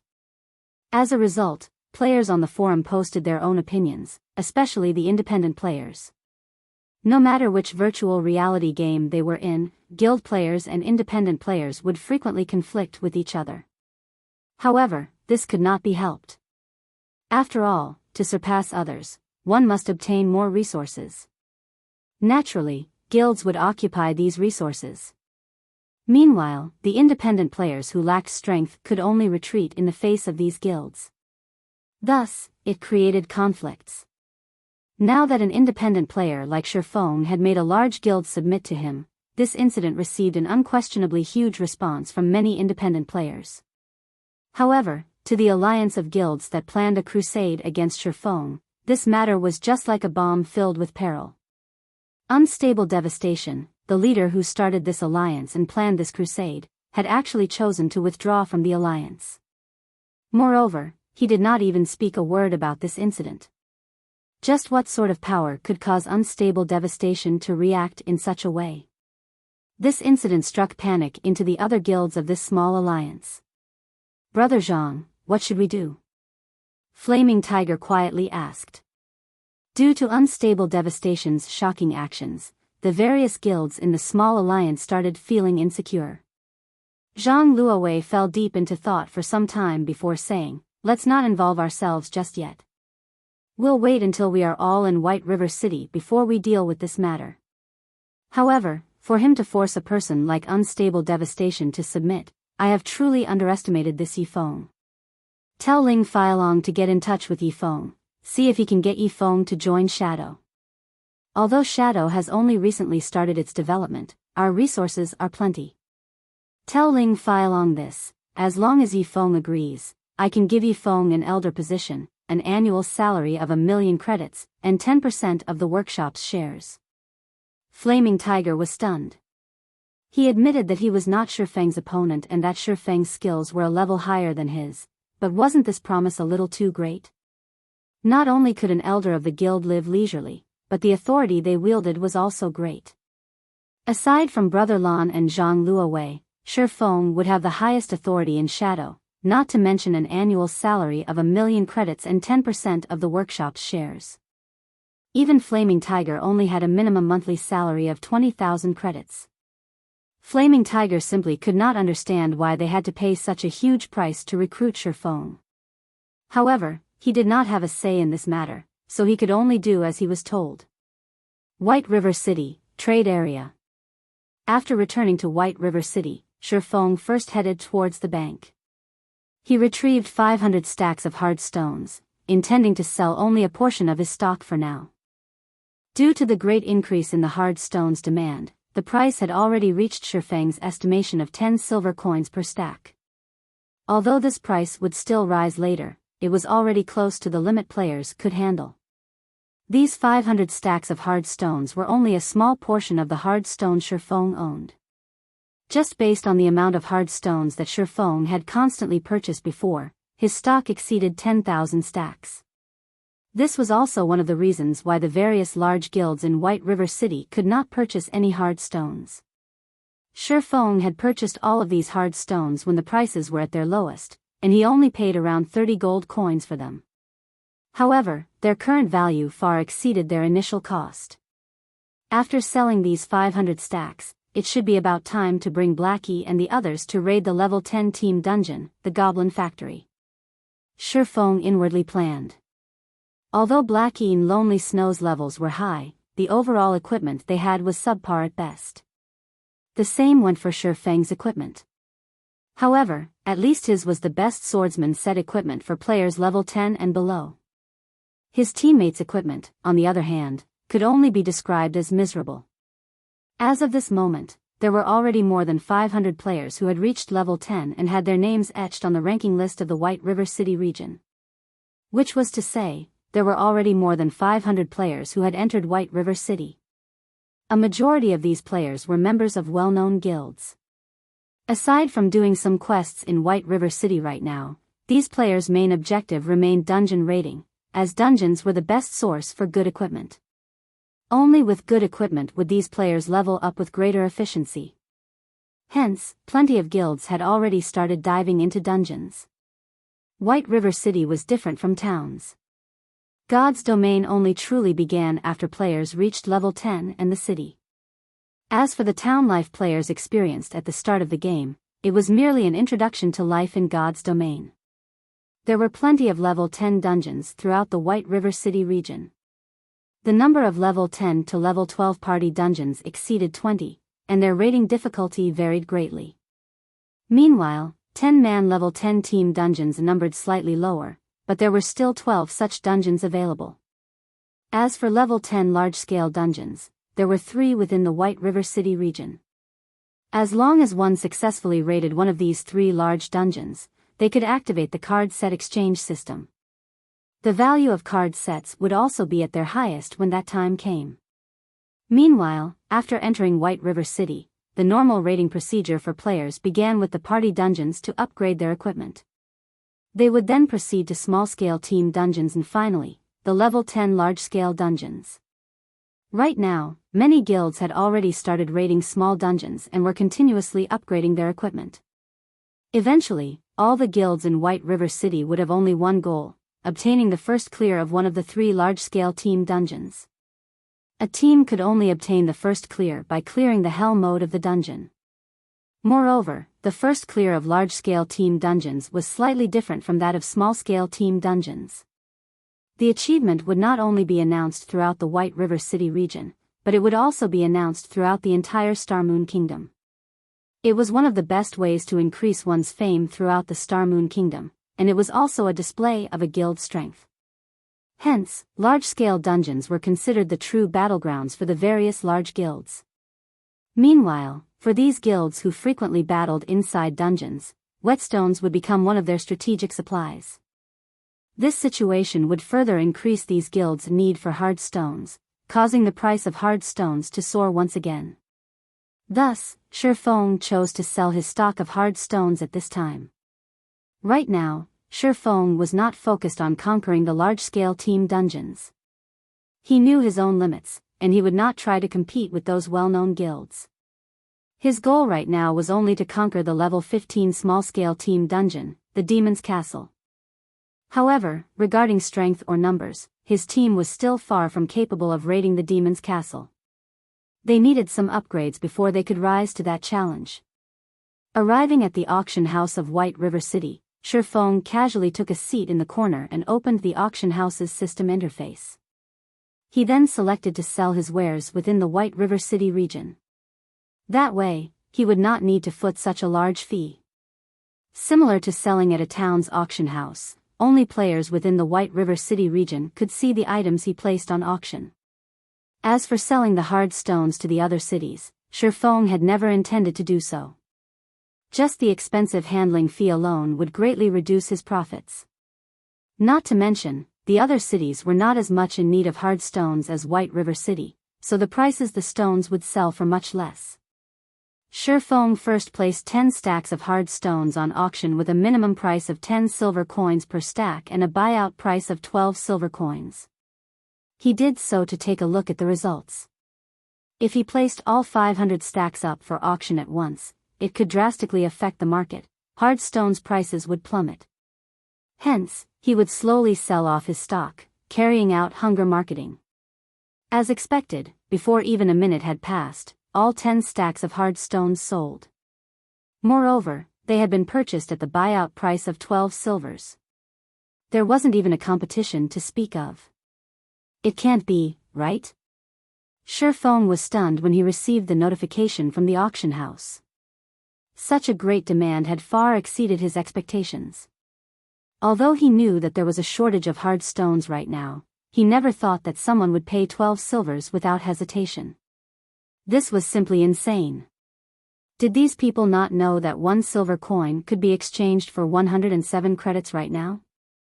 Spending an additional 2 silver coins would be the equivalent of spending 214 credits. To a fresh university graduate, that would be a tenth of their monthly salary. Chapter 198, Trial of God. Shi Feng had only sold 10 stacks of hard stones. When compared to the demand of the entire White River City region, it was a drop in the ocean. Seeing such burning demand, Shi Feng placed another 10 stacks of hard stones up for auction. This time, he changed the minimum price to 12 silver coins and the buyout price at 15 silver coins. By doing so, he tried to find out the highest price hard stones could currently sell for and the bottom line of these desperate players. As expected, nobody paid the buyout price immediately this time. Instead, they bid over the hard stones. However, the numbers rose very slowly, and there was only a small increase of several coppers with each consecutive bid. 1 minute later, the price of the 10 stacks of hard stones finally displayed a significant increase. The bidding had gone from 12 silver coins to 13 silver coins, and it continued to rise to 13 silver, 30 coppers before finally stopping. Obviously, this was the final price these desperate players were willing to fork out. Their bottom line should be around 13 silver coins, huh? Still, this has surpassed my expectations. In the future, I can simply sit tight and wait for the money to roll in. Shi Feng also felt that 13 silver coins was the limit for hard stones. If the prices further increased, then aside from guilds, average players could not endure such an expense. Moreover, Shi Feng had only paid around 30 coppers for each stack of hard stones when he purchased them in bulk. Now, he sold them for 13 silver coins per stack. Their value had increased over 30 folds. One could not be too greedy. Shifeng was currently satisfied with the results. Shifeng then continued removing hard stones from his bag, setting them up for auction. He sold 20 stacks per batch, and each batch would be available every 10 minutes or so. Considering the consumption rate and finances of the players in the White River City region, 1,600 to 1,700 stacks should sell each day. If Shifeng sold 1,000 stacks per day, not only could the entire White River City region fully deplete his stock, it also would not cause any adverse effects on the price of hard stones. If Shifeng could sell 1,000 stacks each day, he could earn over 100 gold every day by selling the hard stones at 13 silvers per stack. Moreover, these were genuine gold coins and not credits. Such a daily income was more than 10 times higher than the daily income of first-rate guilds. With such funds in his hands, Shifeng would not have to worry about financial issues when he developed his guild in the future. With the sales system all set and done, Shifeng's finger tapped and slid, calling out the half-transparent communication interface. His finger then moved and tapped on his good friend Blackie's call button.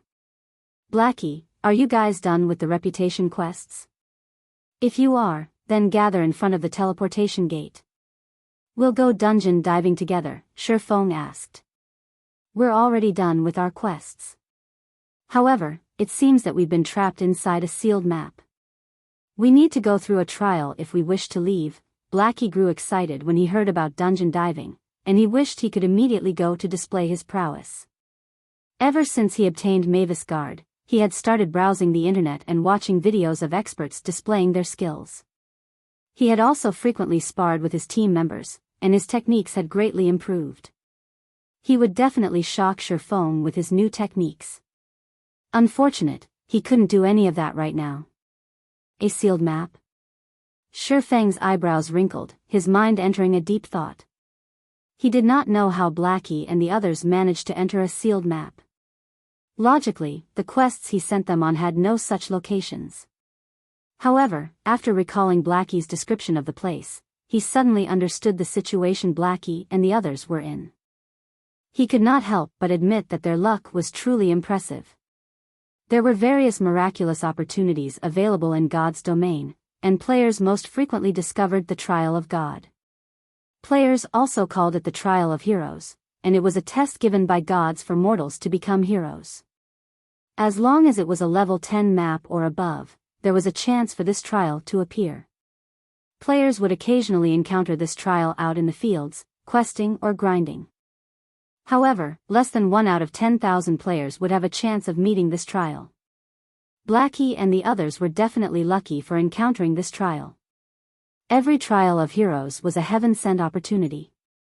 As long as players could clear it, they would receive a bountiful reward. In this trial, equipment and EXP were considered the lowest form of reward. If players could perform exceedingly well in the Trial of Heroes, they could receive permanent attribute increases, super rare or improved skills, an abundant amount of weapon mastery, and many more super rare rewards. Weapons and equipment could only be used for a period of time.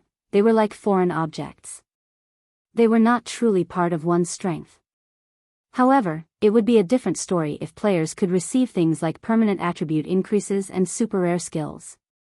The value of such things far surpassed that of weapons and equipment, and they would be of immense help towards one's future development. How many colors were on the trial door that you guys entered? Shifeng asked. Shifeng's question confused Blackie.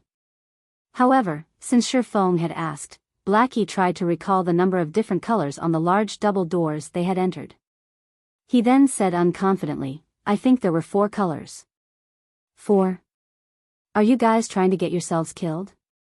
Shifeng immediately wanted to scold Blackie. The Trial of God did not only possess rewards, but it would also mete out punishments. The punishments and rewards given were also equal. In God's domain, with opportunity came danger. There was no such thing as a free lunch in God's domain, and even if there were, it might very well poison you to death. The Trial of Heroes was normally categorized into 7 tiers. If there were only 1 color on the teleportation gate, then the trial would be Tier 1. It was also the easiest trial to clear. Along with the increase in number of colors, the difficulty would increase exponentially. If there were 4 colors on the door of trials, then it would be a Tier 4 trial. Its difficulty would be around 8 times or above that of a Tier 1 trial. If Blackie and the others could clear it, the minimum rewards they could obtain would be fine gold rank or above weapons and equipment. Normally, it would be a dark gold ranked item. If they could finish the trial with a sufficiently high completion rate, there was a possibility they could receive permanent attribute increases or have one of their skills upgraded to a stronger version. However, the punishment for a Tier 4 trial was no joking matter. If Blackie and the others failed to complete the trial, the lightest punishment they might receive was a massive loss in EXP. They could very well lose several levels. Blackie and the others might even lose a portion of their attributes or skill mastery permanently, possibly entering a weakened state for a long period of time. Such severe punishments were also one of the reasons why most players would avoid entering the door of trials after finding one. They would instead choose to sell the information to a large guild, making a huge profit. Brother Feng, are we in a very dangerous situation? Hearing Shifeng's panic, Blackie could not help but swallow nervously, his heartbeat increasing in pace. Meanwhile, Fire Dance and the others who stood beside Blackie also became extraordinarily serious after hearing Shifeng's words. They no longer dared belittle this trial. I can only give you guys advice. Act within your capabilities. Do not attempt meritorious deeds, only try to leave in one piece. Don't forget to pass on my advice to everyone in the team. However, Blackie, since you have Mavis Guard, logically, you guys should have a very high possibility of clearing the trial. However, remember not to rush things. Even if you have to waste a lot of time, you must never hurry. The rest will depend on your battle techniques, intelligence, and wisdom. Shifeng then continued to pass on all his knowledge about the trials onto Blackie. As for whether or not they could clear the trial, it would depend solely on Blackie and the others. The tests of the Trial of Heroes had never repeated, so there were no known strategies to conquering one. However, in Shifeng's previous life, after collecting the knowledge and wisdom of many predecessors, he managed to form a strategy that was not an actual strategy, which was to act within one's own capabilities and plan before taking action. One must not rush when carrying out the Trial of Heroes. Other than that, there was no true strategy for conquering the Trial of Heroes. With Fire Dance, Cola, and Blackie's Mavis Guard, they should be able to clear a 4-colored trial. However, they should not be able to leave the trial in a short time. Shifeng felt a headache building. He originally intended to upgrade their equipment by raiding a dungeon. However, that plan had gone down the drain now. He did not even know if Blackie and the others could manage to leave the trial within a week. The Trial of Heroes was never simple, and it was an extremely time-consuming trial. In Shifeng's previous life, it wasn't unusual if players spent more than a month clearing a trial. In the past, a top-tier expert had once made a fair evaluation of the trials. A 5-colored trial had the difficulty rivaling an epic quest. A 6-colored trial had the difficulty rivaling a legendary quest. As for a 7-colored trial, it had the difficulty rivaling a top-tier legendary quest. In Shifeng's previous life, even after God's Domain had been in operation for over a decade, there had yet to be a player that could clear a 7-colored trial. Of course, part of the reason was that no true Apex expert had encountered a 7-colored trial. In the past, the highest tiered trial cleared was a 6-colored trial. Meanwhile, one of the conquerors of a 6-colored trial was the cleric god, Violet Cloud, one of the publicly acknowledged top 10 cleric gods in God's Domain. Thinking that Violet Cloud was currently with Blackie and the others, Shifeng hesitantly released a sigh of relief. Although Violet Cloud had yet to grow into her prime, her potential could not be ignored. For a 4-color trial, Blackie and the others might, possibly, be able to clear it. Forget it. No point worrying about it too much. It seems that I can only upgrade my own equipment for now, Shifeng sighed. Habitually, he opened up the auction house interface, searching for items under the miscellaneous section. The miscellaneous section of the auction house was just like Taobao. Oftentimes, Players would auction some good things without realizing their actual value or things that they felt were not valuable at all. Hence, Shifeng often browsed through this section, hoping to find a lucky catch. Just as Shifeng casually flipped through the pages. Flaming Sun Scripture. Shifeng incidentally discovered a flame-red book displayed on the item interface of the auction house. Shifeng's expression trembled at the sight of this book, and he could not help but wish he could immediately snatch this book into his hands. Someone dared to sell even this item? This is simply ludicrous. Shifeng's sight then shifted towards the price tag displayed on the upper left corner, the ancient book. Chapter 199, Flaming Sun Scripture. Displayed on the half-transparent pale blue screen, the price of the Flaming Sun Scripture was similarly striking. Crap. This seller must have been dropped on his head as a child. Shifeng loudly cursed the moment he saw the price. In actuality, Shifeng wasn't the only person who loudly cursed when they saw the price for this Flaming Sun Scripture. Some players would even couple their curses with a few finger motions. 1,000 gold coins. This person was simply insane. Shifeng then took a look at the seller's name. Sinfully Handsome. Shifeng could only look at this person with respect when seeing this exotic name. Just how much of a narcissist was this person? Looking at this name, Shifeng could also vaguely guess the reason why the price of this Flaming Sun Scripture was so high. However, since he had seen the Flaming Sun Scripture, he could not easily give it up. Hence, he sent out a communication request to this person called Sinfully Handsome. However, Shifeng hid his name when he made the call, preventing this Sinfully Handsome from discovering his identity. After waiting for 10 seconds or so, Sinfully Handsome picked up the call. Who are you? What business do you have with me? You can't be asking me to power level you, right? If you're a pretty girl, this brother can carry you to victory with me. Narcissism filled Sinfully Handsome's voice when he spoke, and he gave others the hint of being a hooligan. Shifeng was instantly dumbfounded when he heard Sinfully Handsome's words. Girl? Carry you to victory? Just who was this person? Even a person like this could obtain the Flaming Sun Scripture? Was this world already in such a mess? Hey, speak a few words, why don't you? Are you dead? Don't tell me you're a tranny, right? This brother doesn't have that kind of taste. Sinfully Handsome suddenly started panicking. Hello, I'm interested in buying the Flaming Sun Scripture that you've placed on the auction house. I wonder if you can sell it to me at a lower price? Shifeng asked.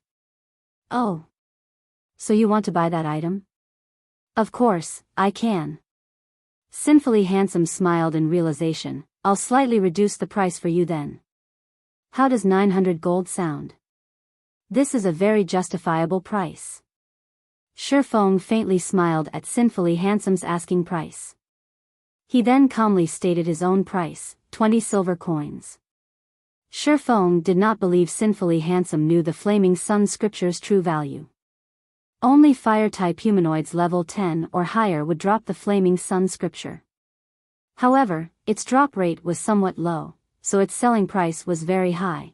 The average person usually couldn't afford it. Even so, it was still not worth an insane 1,000 gold. With that kind of money, players could even purchase an epic ranked item. Why would they bother buying an item like the Flaming Sun Scripture if they had that kind of money? Hey, fellow brother, you're not being sincere here. You are the one who took the initiative to contact me, yet, you're offering such a price? Do you know which guild I belong to? Sinfully Handsome beamed a smile, proudly saying, have you heard of Darkstar before? It's an apex third-rate guild in White River City. With this name alone, shouldn't you at least offer 100 gold? Darkstar, it was indeed a powerful guild in White River City. However, what did that have to do with Shifeng? 1 gold coin. If you don't wish to sell, then forget it. Shifeng understood that Sinfully Handsome took him for a fool. However, he was also in quite a need for the Flaming Sun Scripture, so he decided to offer such a high price. Unfortunately, Sinfully Handsome misunderstood Shifeng's intentions. You have to think through this clearly. In the entire White River City, only I possess this Flaming Sun scripture. Seeing that you're an honest person, I'll make a large sacrifice and sell it to you for 10 gold with an additional 100,000 credits. If you still don't want it, I can only look for another buyer, Sinfully Handsome confidently said. Goodbye. Shifeng immediately disconnected the call. Sinfully Handsome suddenly panicked and Shifeng disconnected the call. He did not think that Shifeng would be so decisive. At least try to bargain. Watching his 1 gold coin fly out of his grasp, Sinfully Handsome's heart bled with regret. However, he was too embarrassed to contact Shifeng again. Humph. I don't believe that you can so easily give up on this Flaming Sun scripture. Sinfully Handsome snorted. Although he did not know the use of the Flaming Sun scripture, based on its powerful and tyrannical name, it was not an ordinary item. Sinfully Handsome was very sure that Shifeng knew this item's value. However, he did not wish to pay too high a price, so he retreated for the sake of advancing. With this thought, Sinfully Handsome was further assured of the Flaming Sun scripture's value. It was definitely worth more than 1,000 gold coins. Hence, Sinfully Handsome ran towards the auction house, changing the price of the Flaming Sun scripture from 1,000 gold coins to 10,000 gold coins. He wanted to see if Shifeng was willing to beg him for this item. However, when Sinfully Handsome arrived at the auction house, he discovered that there was not only a single Flaming Sun scripture on auction anymore, there were 5 of these books now. Aside from his copy, priced at 10,000 gold coins, the other 4 books were all priced at 15 silver coins. The most inconceivable thing was that the number of Flaming Sun scriptures up for auction continued to increase. In the blink of an eye, there were already 10 copies of the book up for sale. Just what sort of situation is this? Sinfully Handsome's eyes widened. He thought he was dreaming right now. How could there be so many Flaming Sun scriptures? While the quantity of these Flaming Sun scriptures increased, someone else bought them, one after another. There were a total of 32 copies of the Flaming Sun scripture offered in the auction house. Among them, Shifeng had bought 30 of them. Only Sinfully Handsome's copy and another copy sold by Nobody Cares for 20 silver coins remained. Sinfully Handsome suddenly thought of something. He then hurriedly opened the trade section under White River City's official forums. As expected, there was an anonymous post stating, buying Flaming Sun scriptures at 14 silver coins per book. Willing to purchase it at 15 silver coins if placed in the auction house. One could often find such purchasing methods in virtual reality games. After all, players had plenty of items that they kept on hand without placing them on the auction house. There were only a scarce amount of players like Sinfully Handsome who would place items of unknown value on the auction house. Shifeng also remembered this fact, and he thought that, by now, there should be quite a few players who have gotten their hands on a Flaming Sun scripture. Ah! My 1 gold coin. Sinfully Handsome wanted to cry. Originally, he thought that the Flaming Sun scripture's value could rival that of an epic ranked item. However, after seeing so many other players possessing this item, Sinfully Handsome immediately realized his mistake. If he had sold his copy for 1 gold coin, he would have made a huge profit. Elsewhere, Shifeng felt great satisfaction after purchasing 30 copies of the Flaming Sun scripture. He would have completely forgotten about this item's existence if he had not discovered the Flaming Sun scripture on the auction house in the first place. 30 books should be enough for my purposes. Shifeng looked at the 30 Flaming Sun scriptures laying in his bag, utterly pleased. Although he had spent 4 gold, 50 silvers, shrinking his assets slightly, the gold coins he possessed would only depreciate as time passed. It was much better if he used those gold coins to profit further. Thus, Shifeng had spent so much money to purchase the Flaming Sun scriptures. In Shifeng's previous life, plenty of players had obtained the Flaming Sun scripture. Unfortunately, none of them knew its purpose. Hence, they sold it at bargain prices. However, there was a ranger who had desperately bought these Flaming Sun scriptures. Even after the prices of the Flaming Sun scriptures rose to 1 gold coin per book, that player still bought them without hesitation, earning the suspicion of many. So, many players started to investigate the Flaming Sun scripture. On one occasion, a party of players met with a ranger who grinded solo at the level 25 map, Flame God's Cave. Moreover, that ranger displayed a shocking scene of killing the boss and elite monsters there by himself.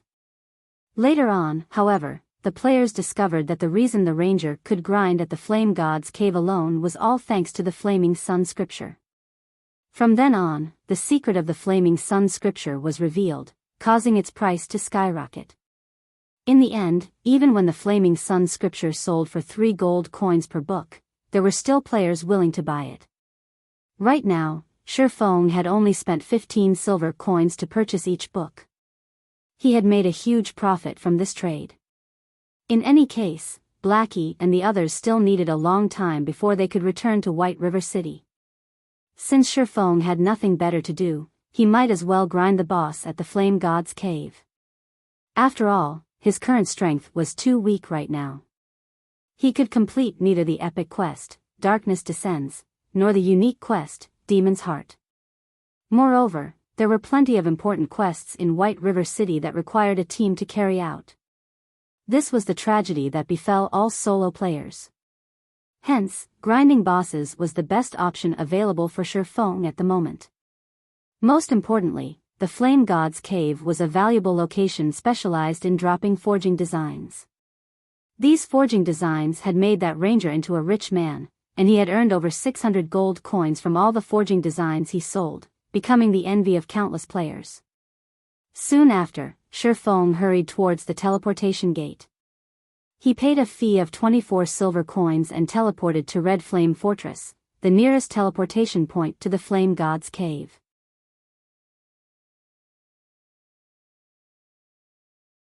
Chapter 200, Flame God's Cave. Red Flame Fortress was located in the middle of the scorching hot canyon. A large volcano loomed behind it. The terrain around this region was extremely hot all year round, and the air was similarly parched and blistering.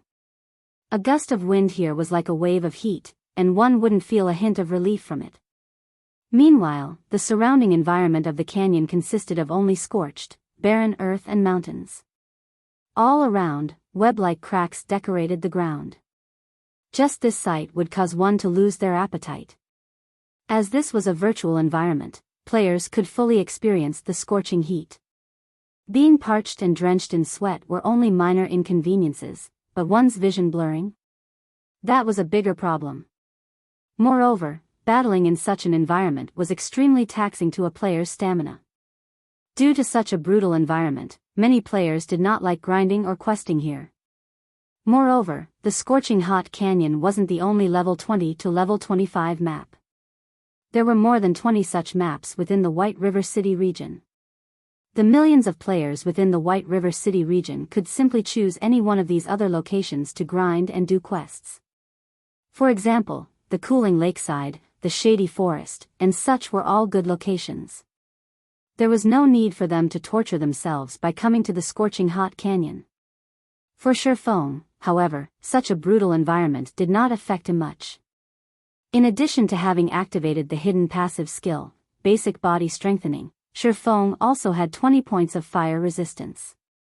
As a result, the high temperature of the scorching hot canyon did not have any effect on Shifeng.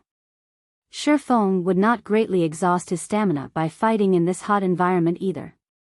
Moreover, the majority of the monsters in the scorching hot canyon dealt fire-type damage, so this place was suitable for players like Shifeng, who had high fire resistance, to level. Shifeng's leveling efficiency would increase by at least 20% compared to leveling up at other maps. In God's domain, nature's power was very strong. If players wanted to level up quickly, they needed to overcome many of such natural environments.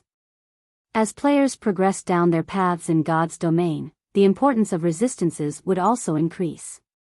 This was why Shifeng grew excited when he learned that the Ice Blue Devil Flame increased both his fire resistance and ice resistance. After arriving at the Flame Red Fortress, Shifeng opened the system map. Confirming the location of the Flame God's Cave, Shifeng advanced towards it along a red dirt road. Although there were plenty of level 20 and higher monsters, such as the Fire Raging Bull and Violet Flame Wolf, along the way to the Flame God's cave, Shifeng walked on the official road. There were normally high-level NPCs patrolling the official roads, and these NPCs were usually 15 levels higher than the map they occupied. Moreover, they patrolled in small parties rather than individually. If there were any foolish monsters that dared come close to the official road, these level 40 NPCs would immediately dispatch the offending beast. The moment they came within a 40-yard distance to the official road, the patrolling NPCs would discover these monsters and turn them into soup. Hence, all the surrounding monsters did not dare come within 40 yards of the official road at all, allowing players to travel safely through it. Around half an hour later, Shifeng finally arrived at the Flame God's cave. The Flame God's cave was situated close to a volcano at the outer edges of the scorching hot canyon. Plenty of elite monsters and chieftain-ranked bosses resided within the cave. However, even when players discovered this location, they would normally choose to turn around and leave as the monsters here were simply too strong. If monsters had not chased that party, they would not have run to the Flame God's cave, incidentally discovering the ranger's secret of grinding bosses and elite monsters. However, only Shifeng knew of this secret right now. The monsters in the Flame God's cave were all level 25, and generally, only players who had reached level 20 would grind here. However, Shifeng's equipment had the ignore levels attribute, so he could barely grind here as well, though with much lower efficiency. Regardless, he would still be grinding level 25 monsters. Even if his speed were slower than a level 20 player, his gains would still be much greater compared to grinding level 14 monsters. As for why the monsters in the Flame God's cave were so amazing, it was mainly because of the extraordinarily high damage of their fire-type attacks.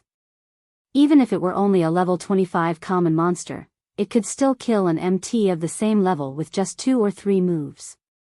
Not to mention, the monsters in the Flame God's cave all lived in groups, and one would usually meet 5 or 6 monsters at the same time. Even an MT with top-tier equipment could not handle so many monsters at once. There was also a large amount of elite and special elite monsters here. They could practically one-shot an MT of the same level. Hence, even when players knew about the Flame God's cave, there was still nobody daring enough to grind at this place. However, it was a different story when one had the Flaming Sun scripture. The Flaming Sun scripture could grant players a Flaming Sun's blessing effect. The effect was closely related to the surrounding environment. The denser the fire-type mana present in a location, the greater were its effects. The effect lasted for 2 hours. However, the introduction of the Flaming Sun scripture did not reveal such an effect, so players in the past couldn't discover its exact purpose. The Flame God's cave could be considered as one of the locations within Scorching Hot Canyon that had the densest fire-type mana. As a result, the fire-type damage of the monsters inside was extraordinarily high. However, precisely because of this same reason, the Flame God's cave was also a perfect place for one to use the Flaming Sun scripture. However, even with the Flaming Sun scripture, Shifeng needed to be extremely careful while he was here. After all, the Flame God's cave was a nest for level 25 monsters. With the level gap of 11 levels, these monsters could easily extinguish Shifeng's life with just 2 moves, and Shifeng would not even have the chance to resist before dying. Moreover, Shifeng's level was just too low. These monsters could detect him easily. Hence, he needed to act with extreme caution. The moment Shifeng carefully set foot in the cave, a wave of hot air swept past him from within the cave. Just when Shifeng's 5 senses heightened to their maximum limit, his system communication suddenly rang out. Crap! That nearly gave me a heart attack. Shifeng jumped, taken by surprise. He glanced at the system notification. Fortunately, monsters could not hear the system notifications. In the same way team chat worked, only specified players could hear them, while outsiders would remain unaffected. Flying Dragon? Why is he playing God's domain as well? Shifeng wrinkled his eyebrows at the sight of the caller ID blinking before him. This Flying Dragon was none other than Shifeng's classmate in the 9th ranked in Jinhai University's fighting competition, Ling Feilong. However, in Shifeng's previous life, Ling Failong only joined God's Domain long after the game's release. At that time, Shifeng had already become the guild leader of Shadow. For Ling Failong to join God's Domain in advance, could this be the result of the butterfly effect? Shifeng lowered his head in thought. However, he soon revealed a smirk. In this life, he had not revealed his character's ID to anyone else. As for Blackie, Shifeng had long since told him not to reveal anything. Hence, no one in Jinhai University knew Shifeng was Yifeng. Similarly, nobody else knew that Blackie was Black Cloud in God's Domain. Blackie's friends only knew that he was getting by fairly well in the game. "Who are you? What business do you have with me?" Shifeng answered the call with a cold and imposing tone as if he were a god looking down on an ant. Ling Failong immediately felt chills all down his body when he heard Shifeng's voice, followed by immense pressure. He felt like he had just walked out of a cold pool of water. His heartbeat instantly soared to 180 beats per minute. This is Yifeng, the god-ranked expert that caused even Martial Union to submit? His voice alone is already so imposing and threatening. The pressure he gives off is even stronger than Brother Zhang's. It's as expected of a god-ranked expert. No wonder Brother Zhang wanted me to recruit him. Ling Failong was inwardly shocked, and he grew even more respectful toward Shifeng. Originally, Zhou Yuhu should have been the one to contact the god-ranked expert. However, Zhou Yuhu previously had a falling out with the god-ranked expert, so the responsibility had been pushed onto him, Ling Failong, instead. Ling Failong felt that his chance to shine had arrived. As long as he could deal with this matter appropriately and gain the favor of such a god-ranked expert, his position in Shadow would rise quickly in the future. He would surely surpass Zhou Yuhu. After all, Zhou Yuhu had once found conflict with this god-ranked expert. In the future, Zhou Yuhu would certainly have difficulty getting by in Shadow. Before Ling Failong had personally felt Yifeng's imposing aura, he always thought that nobody could be as strong as Brother Zhang. However, Ling Failong was now completely certain that, if this god-ranked expert joined Shadow, even Zhang Luowei would have to submit to his strength. Meanwhile, Shadow would similarly fall under the control of this expert. "How are you, expert?" "I am Shadow's representative, Flying Dragon. We sincerely want to recruit a god-ranked expert like yourself into Shadow. As for the treatment you will receive, please rest assured. We at Shadow will certainly not mistreat you." Ling Failong's tone was both soft and respectful when he spoke. After all, the god-ranked expert before his eyes right now someone he needed to fawn over desperately in the future. He was truly afraid that this god-ranked expert would immediately disconnect his call.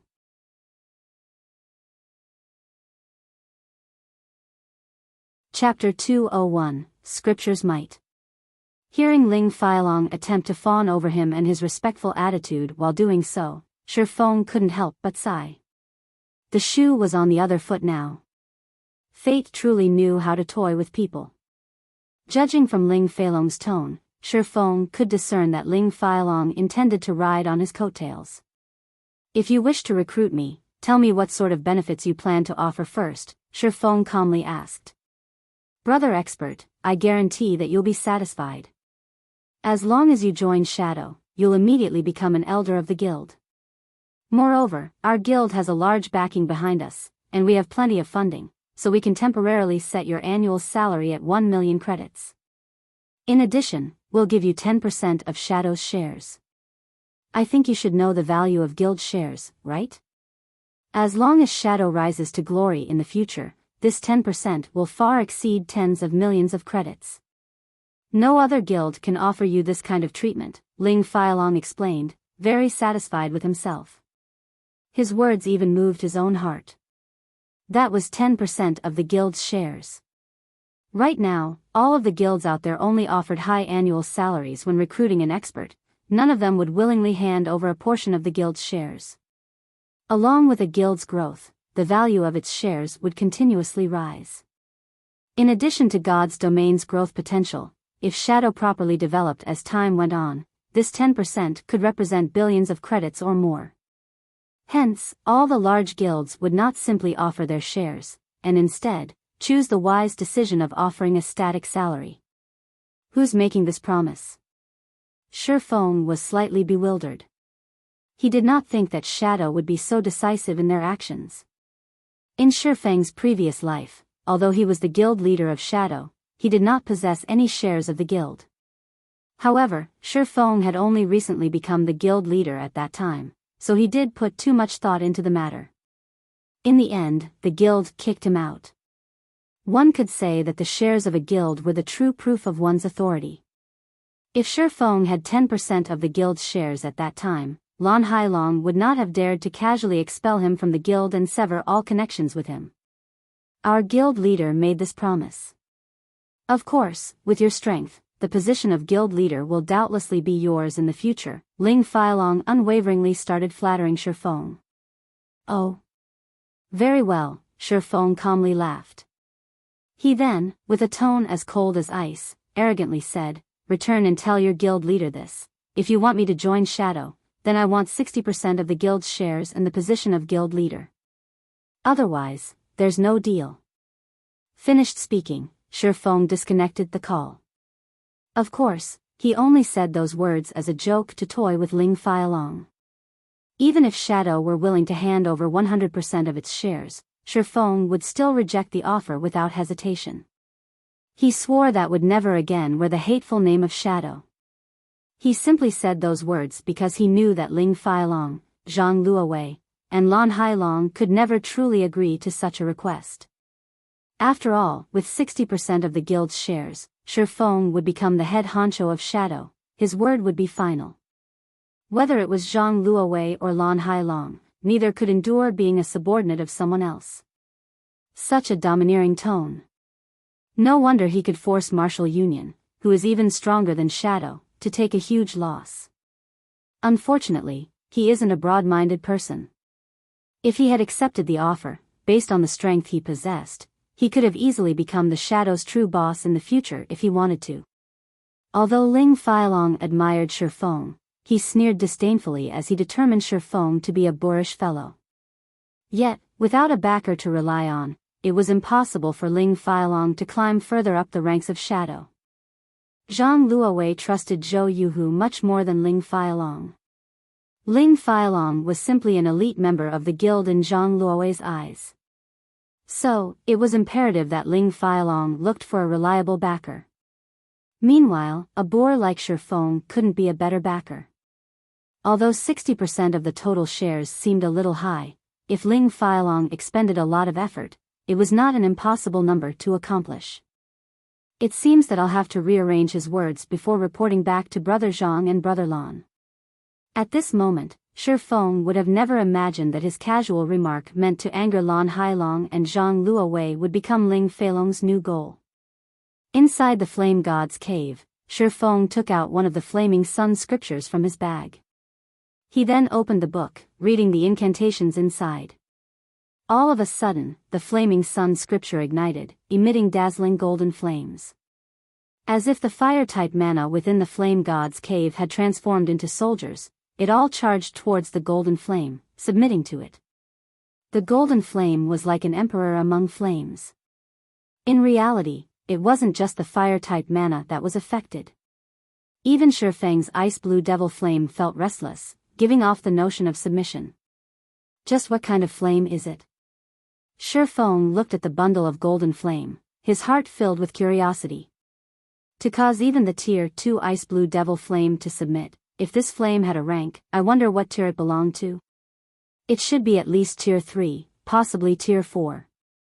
If Shifeng could absorb this bundle of golden flame, his strength might rise to a whole new level. Unfortunately, this flame was not a mysterious flame, so Shifeng had no way of absorbing it.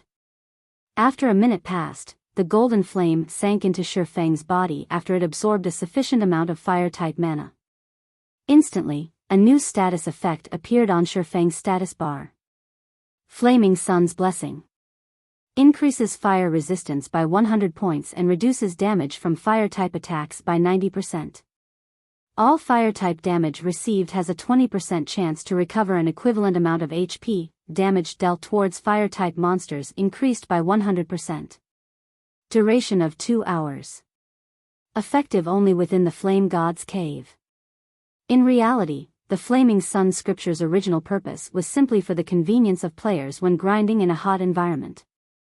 However, when used inside the Flame God's cave, where the density of fire-type mana was extremely high, its effects increased by many-fold. Hence why the ranger in Shifeng's previous life was able to solo the elite monsters and chieftain-ranked bosses here. To begin with, Shifeng already had 20 points of fire resistance. Now that he gained an additional 100 points, normal fire attacks would only be an itch to him. Not to mention, there was also the 90% damage reduction to fire-type attacks. This increase was just too awesome. With the Flaming Sun's blessing, Shifeng boldly advanced deeper into the Flame God's cave. There were multiple pathways in the Flame God's cave, and it was extremely spacious. Players could easily get lost in the cave. This, however, was not a problem for Shifeng. The Flame God's cave was like his own backyard, and very quickly, he located a lone level 25 lava hound lying on solidified, blackened lava. Lava Hound, common monster. Level 25. HP 5, 400/5, 400. The Lava Hound was several sizes larger compared to a normal lion. Its entire body emitted red flames, its skin was a dark yellow, and it had a pair of large, crimson eyes. Detecting Shifeng's presence, the Lava Hound abruptly stood, its blood-red eyes glared at Shifeng as it let out a low, angry growl. The Lava Hound's sharp claws easily shattered a chunk of charred rock. Just as Shifeng unsheathed the abyssal blade and silver lake, the Lava Hound spat a mouthful of flames at Shifeng. Without holding anything back, Shifeng activated the ice blue devil flame, covering his entire body with a deep blue flame. He then charged at the ball of flames head-on. The Lava Hound's attack could originally devour close to half of the HP of an MT of the same level. However, when struck Shifeng, the attack merely caused around -10 points of damage. The damage the Lava Hound's attack dealt was even less than the attacks of a level 10 common monster. As expected, with 120 points of fire resistance, my resistance has reached extraordinary levels. Finished experimenting with his durability, Shifeng arrived in front of the Lava Hound and sent a chop slashing at its nape, drawing a pool of piping hot blood. A damage of -345 points appeared above the Lava Hound's head. The damage was barely within Shifeng's acceptable range. Moreover, due to the Lava Hound being 11 levels higher than himself, Shifeng's skill proficiency also soared with lightning speed. Every usage netted him 3 proficiency points.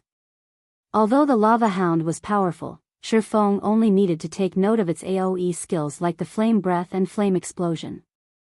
Without the threat of these powerful skills, Shifeng only needed to deal with the Lava Hound's sharp claws. With Shifeng's extraordinary evasive techniques, in addition to his very high agility, he could easily dodge the attacks from the Lava Hound's sharp claws. Before even a minute had passed, Shifeng had killed the level 25 Lava Hound, the monster leaving behind a flame crystal and several copper coins after it died. System: level 25 Lava Hound killed. Level difference of 11. EXP obtained increased by 1,100%. Obtained 16,500 EXP.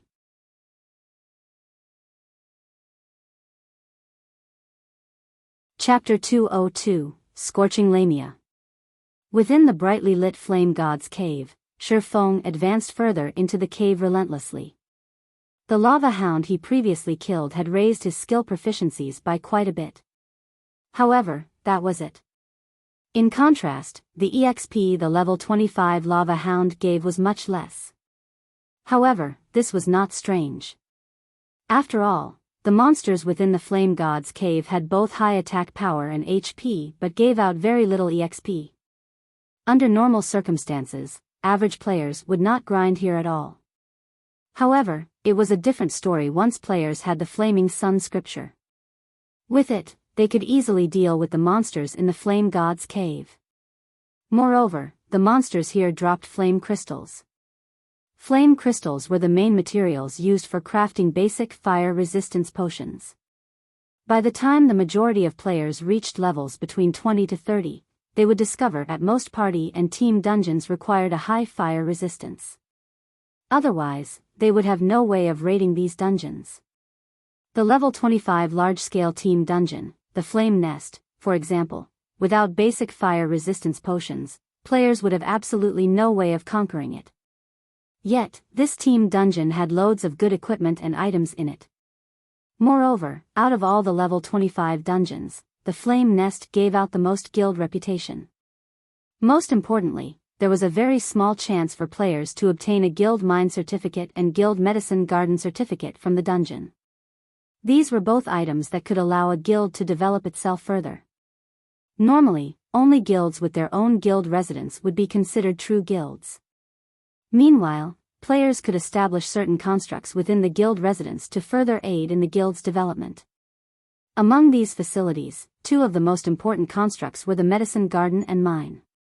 These two constructs could provide the guild with a fixed amount of herbs and/or on a daily basis, and it could greatly reduce the guild's burden. It could also allow potion makers and forgers to have sufficient resources to increase their lifestyle skill proficiencies. Hence, as long as it was a guild that possessed their own guild residence, they would unhesitatingly raid the Flame Nest regardless of the price they had to pay to obtain these two certificates. As such, plenty of guilds had tried to raid the Flame Nest when their players reached between 20 and 30 levels, causing the basic fire resistance potion to become a high-demand product. Even until now, Shifeng had remembered that the basic fire resistance potions at that time had sold for 50 silver coins per bottle. Meanwhile, a single flame crystal sold for 15 silver coins. Thus, even at the cost of 3 to 4 gold coins, players would willingly purchase the Flaming Sun scripture. After all, they could easily obtain 25 to 30 flame crystals by grinding the Flame God's Cave for 2 hours. In the Flame God's Cave, a common ranked lava hound had a 3% chance of dropping a flame crystal, 3 times higher than the drop rate of fire-type monsters outside. Meanwhile, the level 25 elite monsters in the Flame God's Cave had a 100% chance to drop 1 flame crystal and a 10% chance to drop 2 flame crystals. Of course, these monsters would also drop equipment. As for level 25 special elites, they had a 100% chance of dropping 2 flame crystals, a 20% chance to drop 4 flame crystals, and a 10% chance to drop 5 to 7 flame crystals. Level 25 chieftain bosses were even more rewarding. They had a 100% chance to drop 10 flame crystals, a 30% chance to drop 13 pieces of flame crystals, and 20% chance to drop 20 to 25 flame crystals.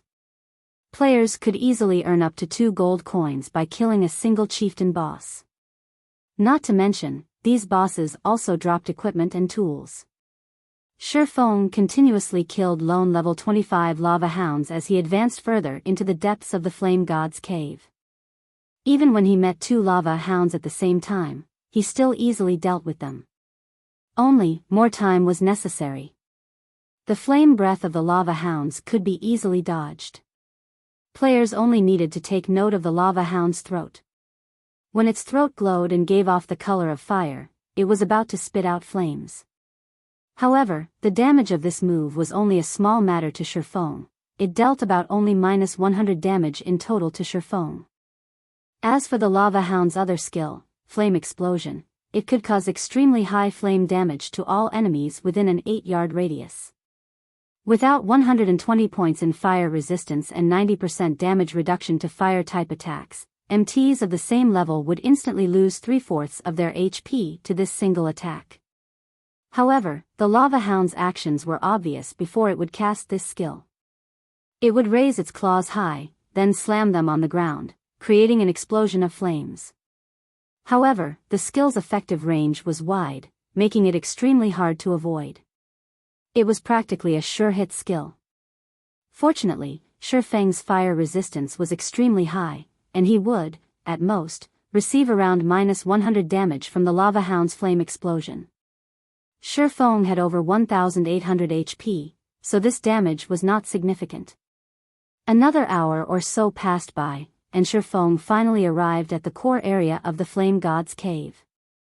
On his way here, Shifeng had killed many lava hounds, and due to the luck +3 provided by the Shadow's blessing he wore, he obtained a bountiful number of flame crystals. He could get 1 flame crystal for every half a dozen or so lava hounds he killed. Throughout his journey, Shi Feng had killed over 40 lava hounds, and obtained a total of 8 flame crystals. His experience had also risen to 37% of level 14, his leveling speed could already be described as flying.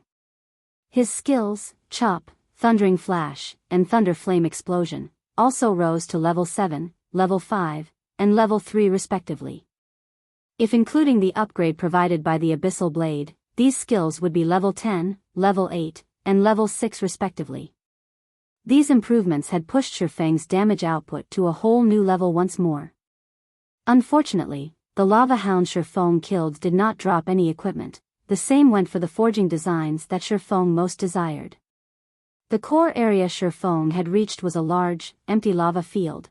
Molten lava flowed throughout the surroundings. At the highest point of the empty field sat plenty of bright crystals reflecting the glow of the lava into the surroundings, illuminating the spacious and empty field.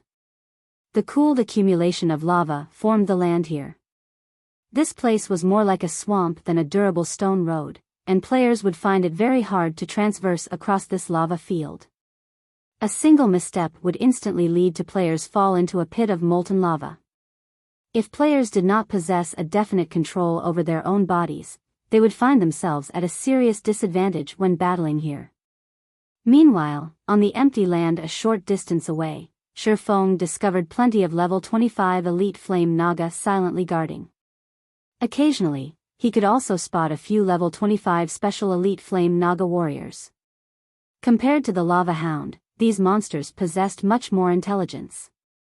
Aside from attacking with flames, they could also deal a substantial amount of physical damage. These monsters also had exceptionally fast reactions, especially the flame Naga warriors. These warriors wore armor and wielded a shield in one of their hands. They were practically shield warriors, and players would find them extremely difficult to deal with. Flame Naga, Elite Rank. Level 25. HP 20,000/20,000. Flame Naga Warrior, Special Elite. Level 25. HP 50,000/50,000. Soon after, Shi Feng lifted his head and shifted his gaze towards the distant central region of this lava field. Due to the long distance, Shi Feng had to squint and focus his eyes for quite some time. Only after activating his extraordinary vision could he discover a beautiful figure laying atop a stone altar. That was a Lamia. Unlike her Naga brethren, who possessed the heads and faces of a snake, although the lower half of this Lamia body was a snake's tail, her upper body was that of a human's. This Lamia possessed beauty that even women would envy. Her eyes were like red gemstones, giving off a dazzling glow. Her lustrous and seductive black hair was tied into twin ponytails. Exposed to the light of the flames, her delicate white skin shone like supple white jade. The most attractive parts of this Lamia were her elegant temperament and her exotic beauty. The bright silken blouse she wore was especially eye-catching, as it served to accentuate her delicate body and ample breasts further. Just a glance at this Lamia would easily captivate any intruder. It was truly hard to imagine that this delicate and beautiful Lamia was the Scorching Lamia Sela, the level 25 High Lord ranked boss of the Flame God's Cave. Sure enough, the benefits of pioneering a new land are plentiful. I have already found a High Lord rank on this first trip. In Shi Feng's previous life, most of the bosses Shi Feng had met were chieftain rank, and only rarely could he meet a Lord ranked boss. Only with superb luck could one find a Lord ranked boss. Shi Feng's eyes shone as he gazed at Scorching Lamia Sela's attractive appearance. His breathing became slightly hurried. He also grew excited, a never-before-seen resplendent smile appearing on his calm face. Of course, Shi Feng wasn't captivated by Sela's beauty, but the bountiful wealth that a High Lord ranked boss represented. Not to mention, Sela was the High Lord of the Flame God's Cave. If he could kill her, he wondered just how much EXP and high-level items and equipment he could obtain. If Blackie and the others knew Shi Feng's current thoughts and appearance, they would definitely curse Shifeng for being inhuman. Not sparing even a weak and delicate Lamia, Shifeng was practically a beast.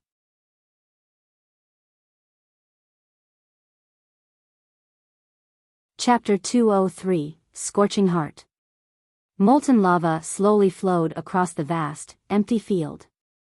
Meanwhile, the scorching Lamia Selah paid no particular attention to the intruder, Shifeng. She simply swished her tail, slithering to a pool of lava. With a splash, Selah dove straight into the scorching pool, frolicking with a content expression. If a normal player copied Selah's actions and jumped into the lava pool, they could lose their lives in a given minute. Even if they activated the Flaming Sun's blessing and received an additional 100 points to their fire resistance, they would still lose 300 HP every second they submerged in the lava pool. Taking a good, long look, Shifeng finally decided upon a plan. Scorching Lamia Selah, High Lord rank.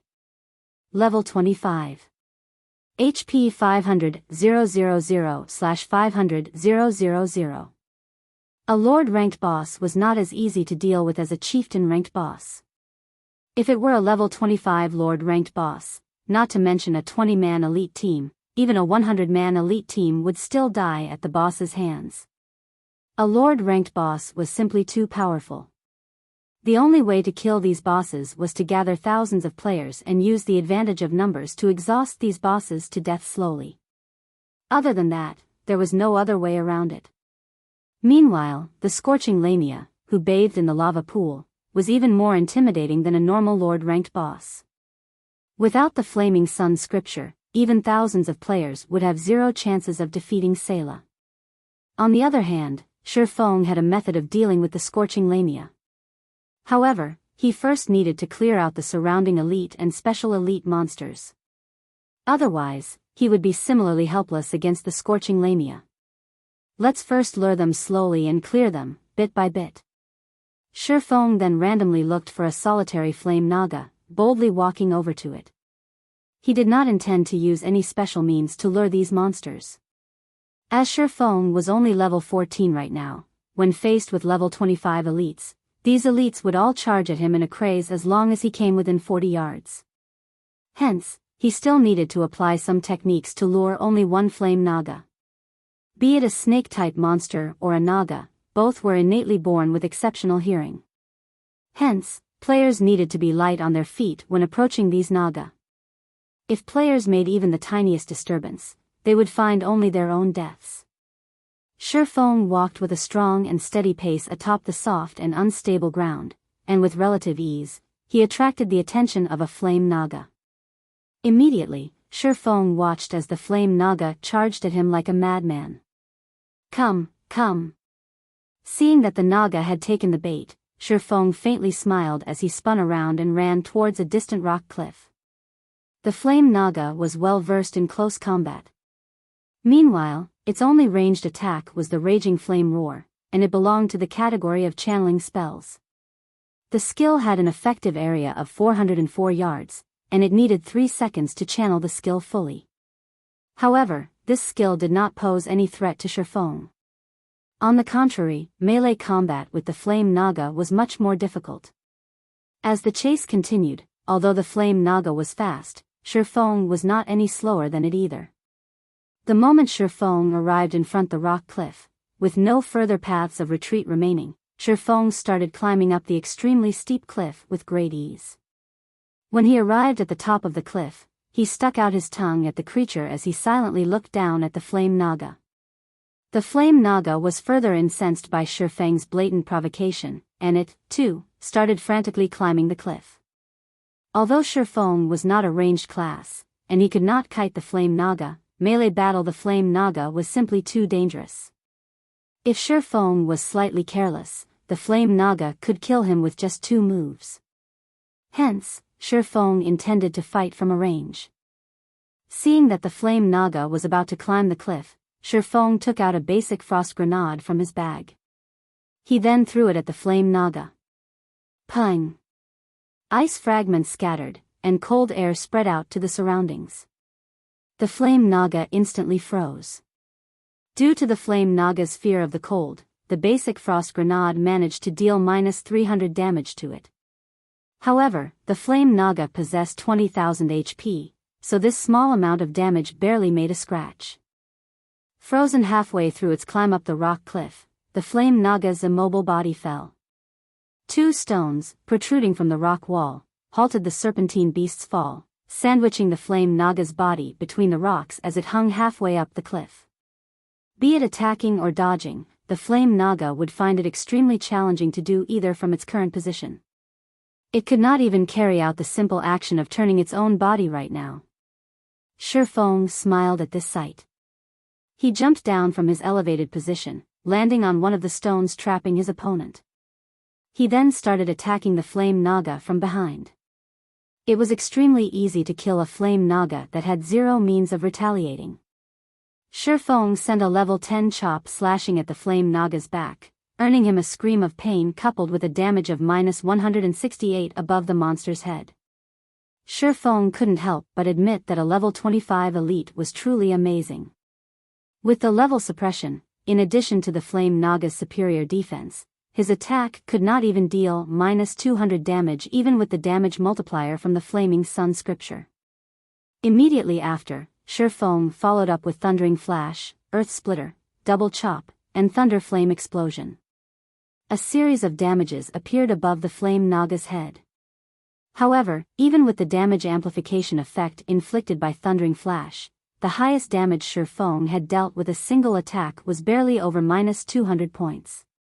Though there was the occasional critical hit of over -400 damage, the Flame Naga had a total of 20,000 HP.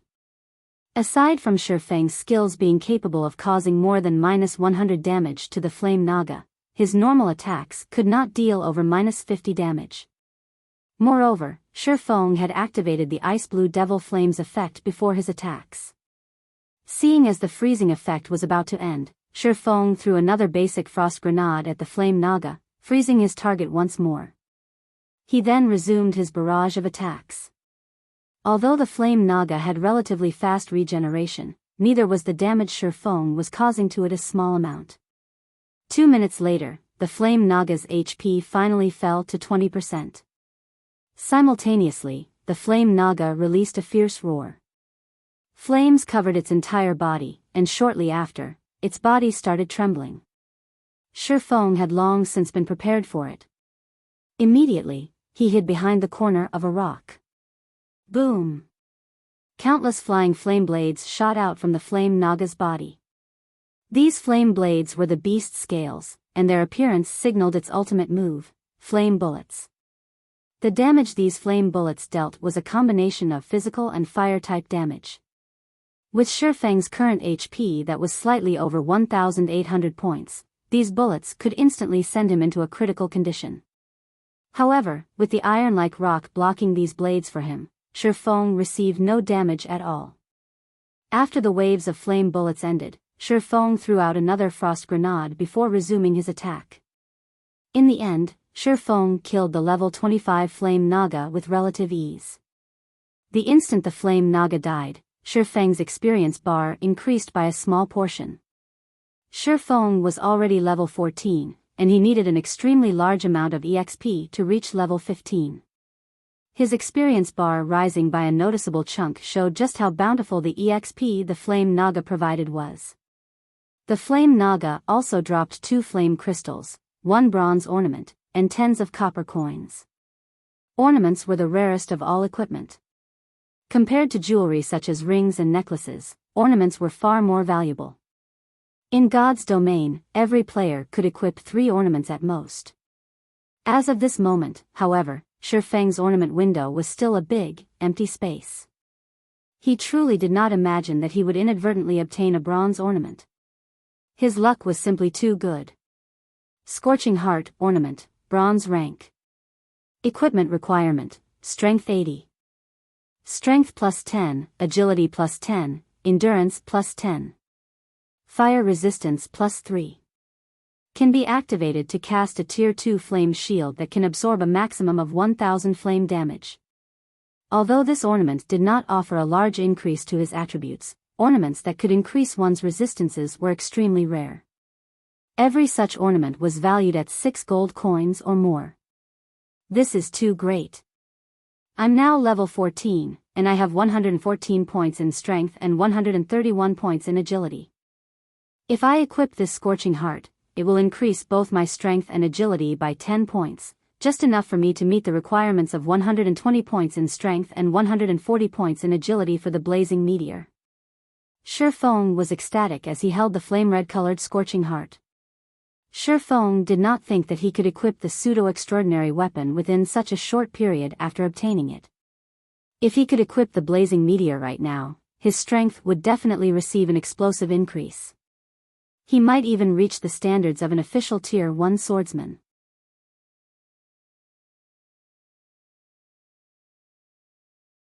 Chapter 204, Battle Prowess of a Tier 1. If he could increase his strength to the standards of a Tier 1 swordsman, he could easily deal with the High Lord-ranked Scorching Lamia.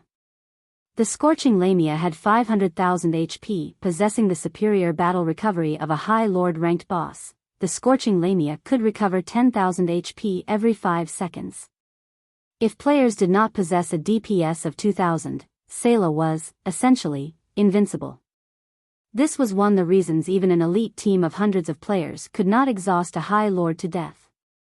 Not to mention, the Scorching Lamia possessed frightening attacks and overly powerful skills. If players wanted to raid Sayla head-on, it would be no different than seeking their own deaths even with a team of thousands of players. However, it would be a different story if they possessed the Flaming Sun scripture. Previously, before Shifeng obtained the Scorching Heart, he had close to no confidence of successfully soloing the Scorching Lamia. He merely thought of giving it a try. In any case, he would not incur a huge loss. However, he now had some confidence in actually killing Sayla. Although Shifeng had never experienced the might of a pseudo-extraordinary weapon, according to Shifeng's estimates, it should grant him the strength of an official Tier 1 swordsman. Immediately, Shifeng retrieved the pseudo-extraordinary weapon, the Blazing Meteor, from his bag, equipping it on himself. Blazing Meteor, throwing weapon, dark gold rank. Equipment requirement, strength 120, agility 140. Attack power, value is set at player's strength 2. Strength plus 50, agility plus 65, endurance plus 10. Attack speed plus 5. Maximum throwing distance, 45 yards. Ignore levels plus 8. Attack speed increased by 15%. When attacking. 35% chance to ignore target's defense. 30% chance to activate quadruple phantom effect, each phantom causing 50% flame damage. 10% chance to activate knockback effect. 5% chance to activate burning flames effect, dealing 200 flame damage to the target every second for 10 seconds. Stacks up to 5 times. Additional skill, Flame God's Fury. Deals physical and flame damage to enemies within a 403-yard area. Deals 900% damage to the initial target, and damage reduces by 10% with each consecutive enemy hit to a minimum of 500% damage. Cooldown, 3 minutes. The Blazing Meteor was forged by the Grandmaster Forger, Celiora. Due to the limit of its materials, it is only a pseudo-extraordinary item possessing strength at the very limit of mortal men. The Blazing Meteor can be reforged into an epic ranked item after gathering epic ranked fire-type materials. User restriction, Yifeng. Unable to be dropped. Unable to be traded. After equipping it, Shifeng's attributes instantly soared. His strength reached 174 points, while agility reached 206 points. He was only a few attribute points away from being able to equip the fragmented legendary ranked item, the Heavenly Dragon's Breath, which required 200 points in strength and 120 points in intelligence.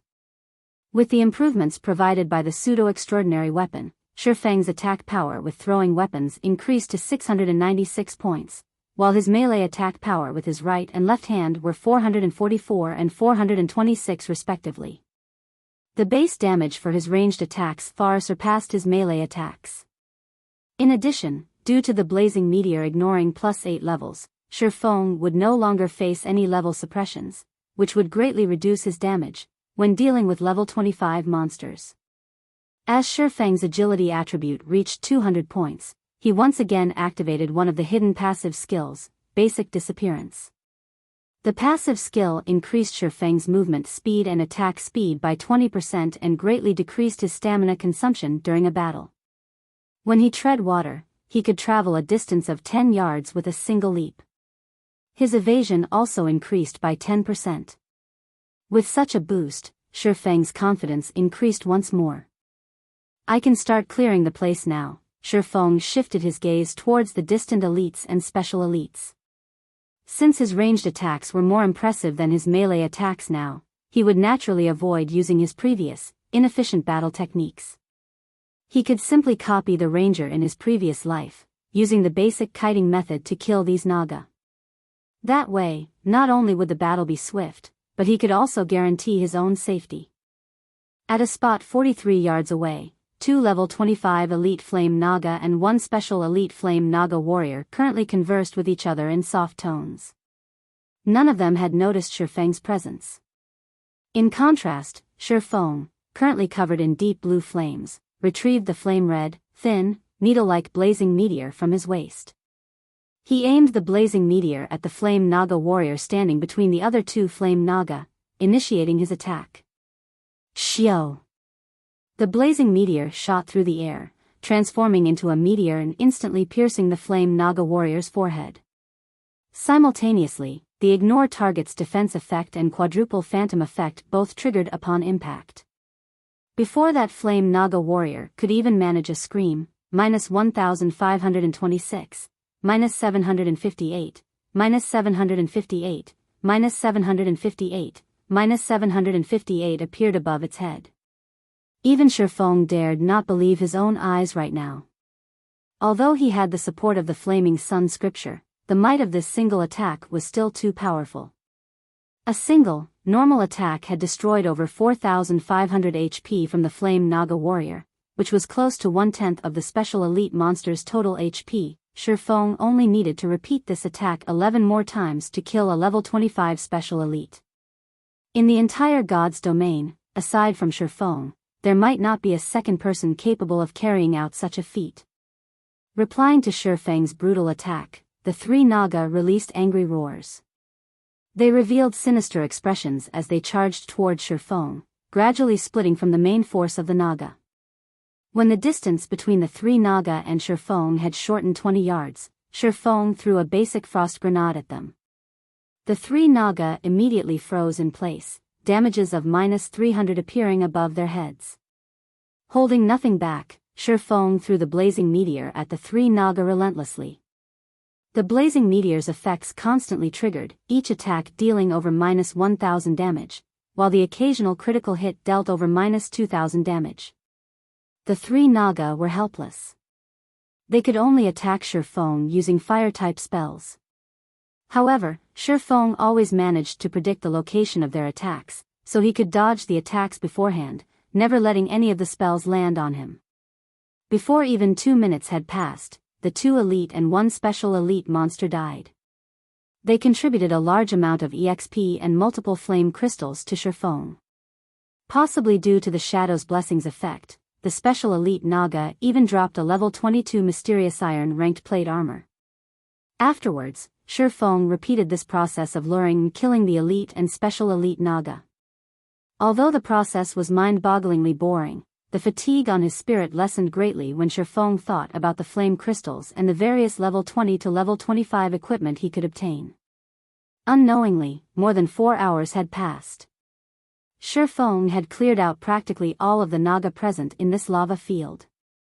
Shifeng had also risen to level 15, and he was only a tad bit away from level 16. While Shifeng rested, he opened the ranking list for White River City. Right now, the first place on the ranking list was occupied by a level 13 player. Shifeng could not help his shock at this sight. How could there be someone leveling so quickly? Not much time had passed since players outside of Shifeng's team had entered White River City. Logically, it would already be amazing for players to reach level 11. Yet, there was actually someone that had reached level 13. Was this person hunting monsters of a higher level as well? Shifeng's mouth twitched when he saw the name of this first-ranked player, Lone Tyrant. Who was this person? How come I've never heard this name before? Meanwhile, the snow goddess, Gentle Snow, occupied the second place on the ranking list. She was level 12 right now. Following closely, another level 12 player possessed the third rank. And level 12 players occupied the remaining top 10 ranks. This situation confounded Shifeng. This leveling speed far surpassed his expectations. Could this be due to the butterfly effect? Shifeng wondered. Although players' leveling speed would indeed increase after entering White River City, it shouldn't increase to such a degree. Meanwhile, the 11th to 50th ranked players on the ranking list were all level 11. Reaching this level was still reasonable. If these players were all level 12 or 13, Shifeng would truly be speechless. Although the first-ranked player had already reached level 13, that player could not even reach Shifeng's shadow. If other players discovered this fact, they would definitely be shocked. After Shifeng reached level 15, he had placed all his free attribute points into intelligence. He had done so to meet the requirements of the Heavenly Dragon's Breath as soon as possible. However, the points he added were only a drop in the bucket. It should be about time to deal with you now. After recovering to perfect condition, Shifeng abruptly stood. He looked at the scorching Lamia still lounging in the pool of lava, a faint smile appearing on his face.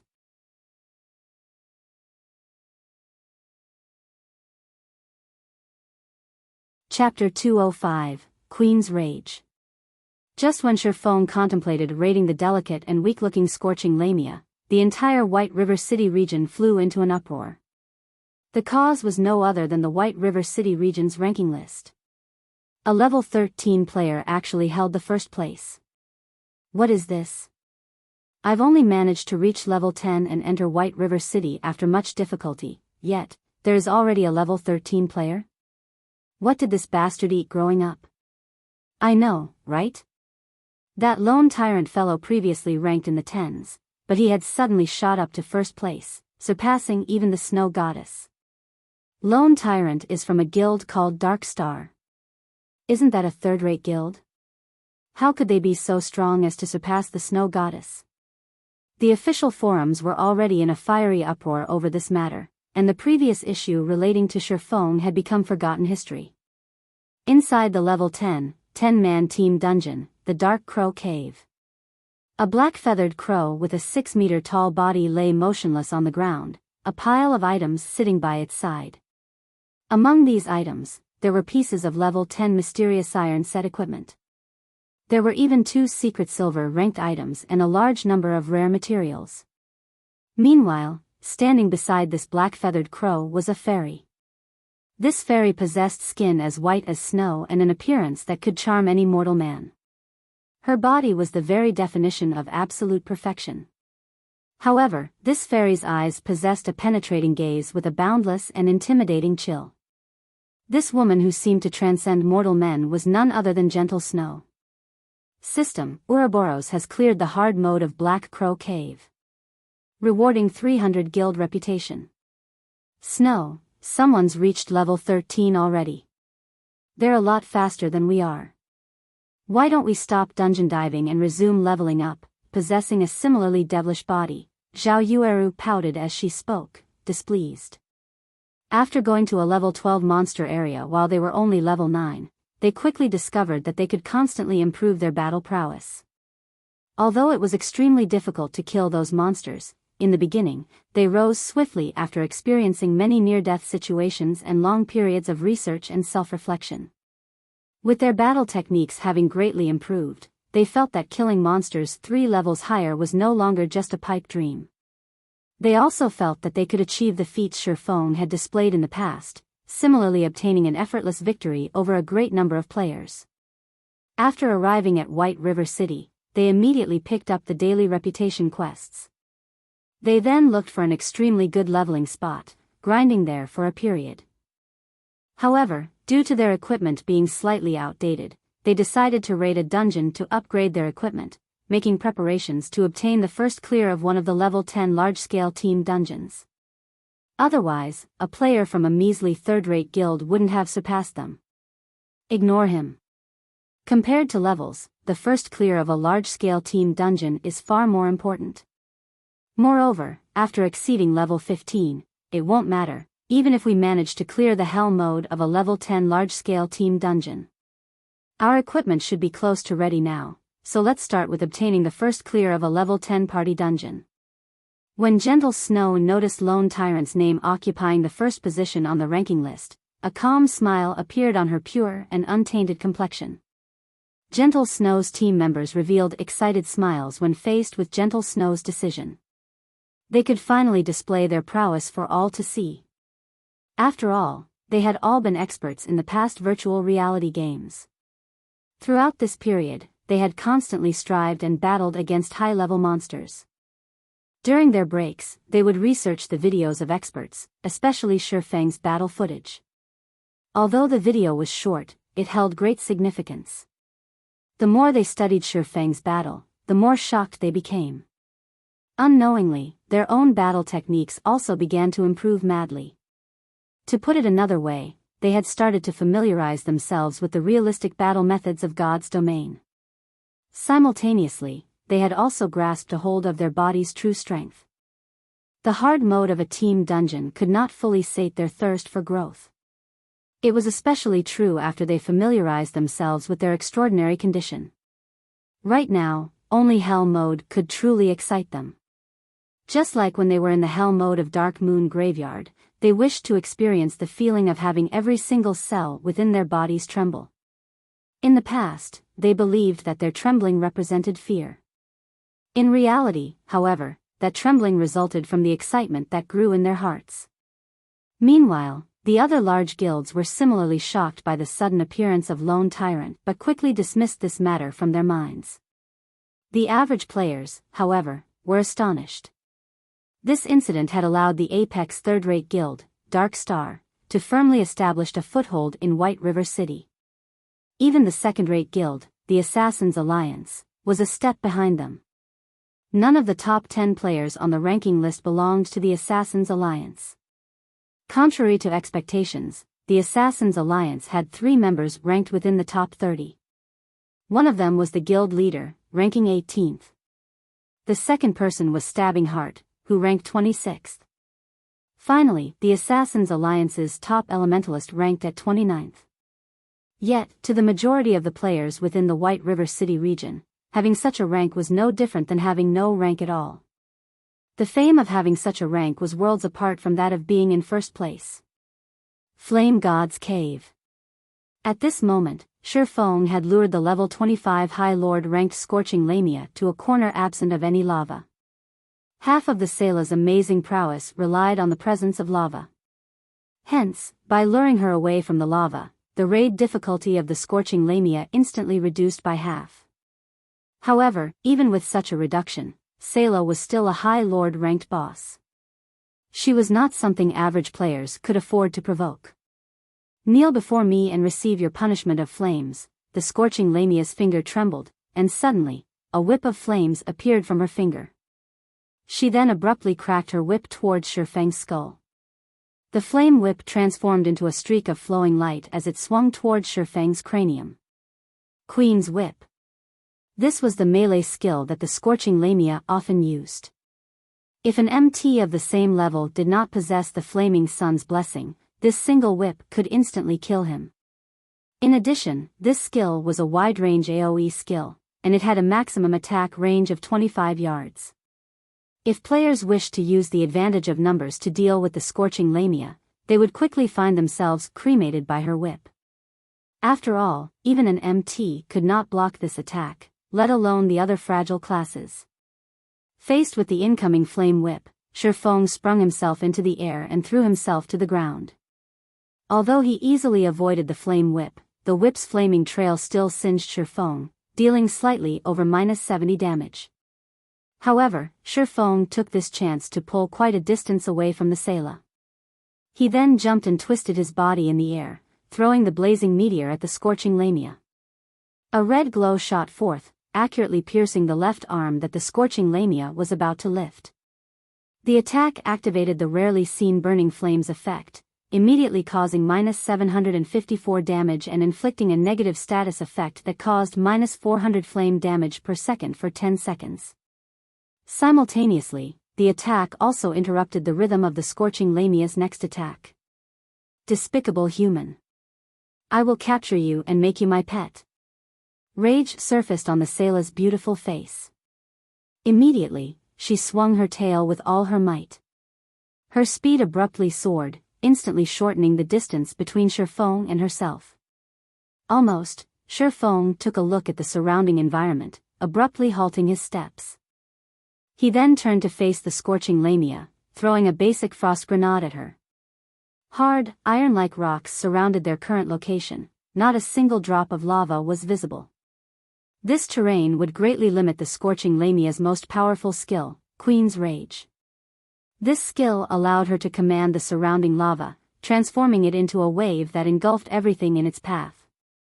Even if Shifeng had 123 points of fire resistance, he still couldn't endure this fierce move. The Queen's Rage was the Scorching Lamia's ultimate team-wipe skill. Aside from the Queen's Rage, Shifeng also needed to be careful of the arrows from the Scorching Snake Lady's bow, as this attack caused a combination of physical and flame damage. The Flaming Sun's blessing did not provide any physical damage reduction. Hence, Shifeng could, at most, take 2 hits from her arrows before saying goodbye to his life. Hence, he needed to treat them with care.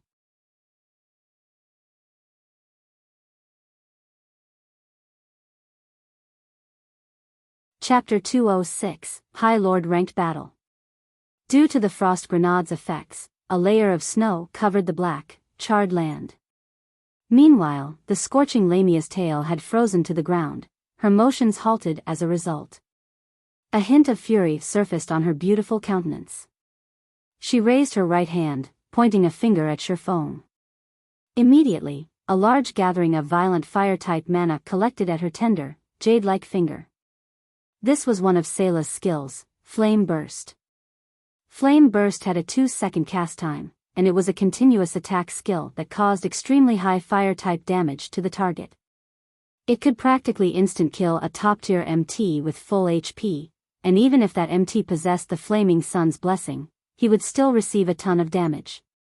Watching the flames gathering at the Scorching Lamia's fingertip grow more violent, Shifeng immediately activated Defensive Blade. His eyes focused on the ferocious flames, and the instant she launched her attack, Shifeng simultaneously attacked with the blazing meteor. He intended to interrupt, or at least delay, the Scorching Lamia's assault. In God's domain, players could dodge spell attacks. However, they needed an accurate grasp on the timing of the attack. Otherwise, whether dodging a second too late or too early, the attack might land on its target. As casting spells would provide the caster with a lagging advantage, the caster could gain a clear grasp of their target's movements before launching their attacks. If players dodged before the spell released, they would become an easier target. Hence, the best time to dodge a spell was the moment the spell was released. However, once a spell discharged, it would travel to its target with blinding speed, making it extremely challenging to dodge.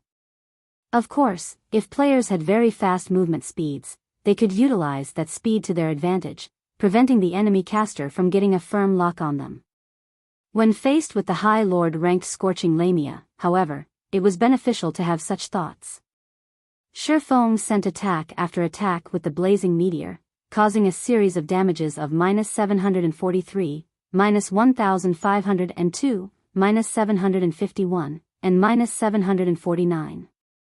Although the damages looked awesome at first glance, to Sayla's 500,000 HP, they were just a drop in the bucket. The Scorching Lamia also had a frightening battle recovery, so in reality, Shifeng did not cause any significant damage to her at all.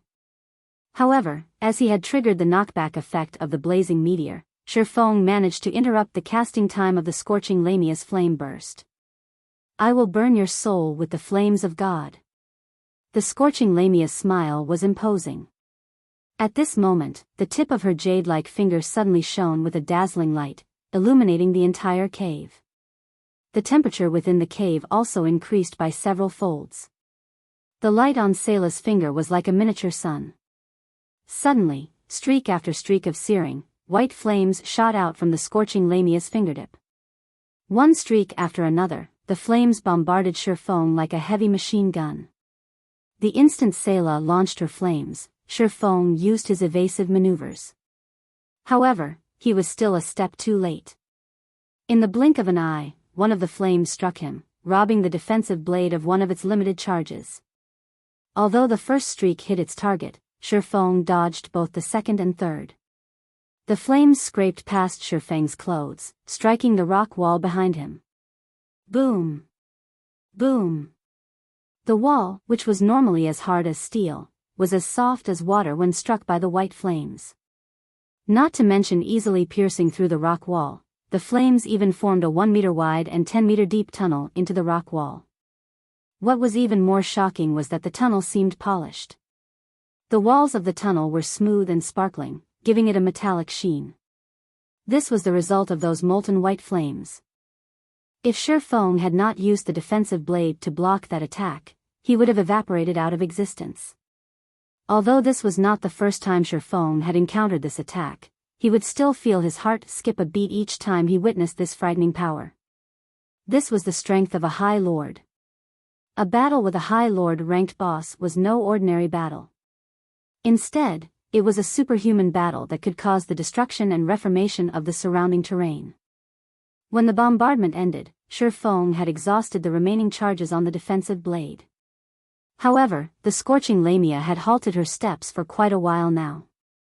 Due to Shifeng constantly throwing frost grenades at her, Sayla could only take out her bow and attacked with her fire arrows. Compared to the flame burst, these fire arrows were much easier to dodge.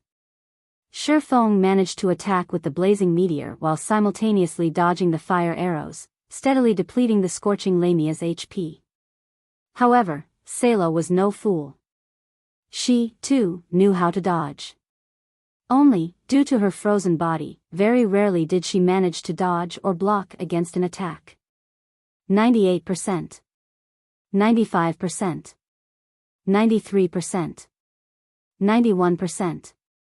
Over an hour had passed, and Shifeng didn't even know how many times he had thrown the blazing meteor.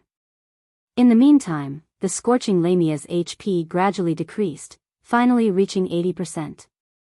During this time, the scorching Lamia had cast up to 9 flame bursts and Queen's Whips, but Shifeng defended against all of them with either defensive blade or parry. At one point, a flame burst nearly killed Shifeng. Fortunately, he quickly used an intermediate recovery potion, replenishing much of his missing HP. Although constantly attacking and dodging made the battle seem tedious, it would still be extremely worthwhile if such a tedious task allowed Shifeng to kill a High Lord-ranked boss. A High Lord-ranked boss's drops were normally bountiful, and at the very minimum, it would drop a fine gold-ranked item. There was even the possibility of dropping several dark gold-ranked items. Fine gold rank or dark gold rank, players at this stage of the game could only dream of possessing either. Not to mention, before Shifeng had even reached level 25, he already had a reliable source for level 25 equipment. After landing attack after attack on the scorching Lamia, the burning flames effect had stacked up to 5 times, causing Sayla to lose 2000 HP per second. The damage was just right to combat the scorching Lamia's battle recovery. Suddenly, the scorching Lamia's HP started rapidly decreasing. After another 2 hours, the scorching Lamia's HP fell to 23%. If Shifeng continued with this pace, the battle would conclude in, at most, 1 hour. At that thought, Shifeng's hands moved faster as he further increased his attack rate. At this moment, Shifeng's system communication suddenly rang. The caller was stabbing heart of the Assassin's Alliance. By now, Shifeng had already gotten used to dodging Sayla's attacks after repeating the process so many times. Since he had nothing better to do, he accepted the call. "Brother Yifeng, I wonder if I can request your help on a matter?" Stabbing Heart spoke without adding any unnecessary flattery, getting right to the point. However, He immediately felt surprised by his own actions in suddenly seeking Shifeng's help. After all, an expert's time was extremely valuable. Not to mention, the competition in White River City right now was far more intense than the competition in Red Leaf City in the past. After all, when all was said and done, Red Leaf Town only had a player base 20,000 to 30,000 in the past. Meanwhile, White River City had over 1 million players right now. Adding to the fact that plenty of experts had gathered at White River City, the intensity of the competition there had increased by several times. Help? I wonder what Brother Stabbing Heart needs me to do? Shifeng asked. It's like this. I wish to invite you to raid a team dungeon with us. If we have the help of an expert like Brother Yifeng, we will have a very high possibility of clearing the dungeon. Stabbing Heart was clearly embarrassed for asking. Which team dungeon is it? Don't tell me that you're looking at one of the 3 level 10 large-scale dungeons? Shifeng was slightly astonished. He did not think that Stabbing Heart would look to him for help with a dungeon. Regarding the 3 large-scale dungeons, Shifeng had no intentions of involving himself with them. After all, it would have a huge impact on the course of history. His first clear of Dark Moon Graveyard had already affected the progression of history. If he helped the Assassins' Alliance obtain the first clear of a large-scale team dungeon, God knew if something out of his control would happen in the future. Large-scale team dungeons were worlds apart from normal team dungeons. Their difficulty was directly increased by 2 to 3 levels. Even if Shifeng gave his help, with the current state of the Assassins' Alliance, they could not even clear the normal mode of the dungeon.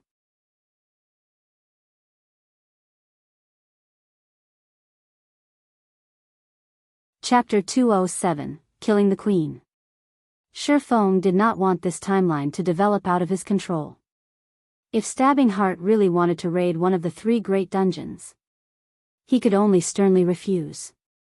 Stabbing Heart shook his head, faintly exclaiming, "It isn't one of the 3 great dungeons. It is just one of the 20-man team dungeons, the Beastman Munition Factory. That is a level 10 to level 13 team dungeon, and the equipment dropped there would be of great help to us when we raid the 3 large-scale dungeons. Although we've already cleared the normal mode of that dungeon, the hard mode is simply too difficult. We have been stuck at the first boss all this time, so we wish to seek your aid." Shifeng's heart was slightly moved when he heard of the words, Beastman Munition Factory.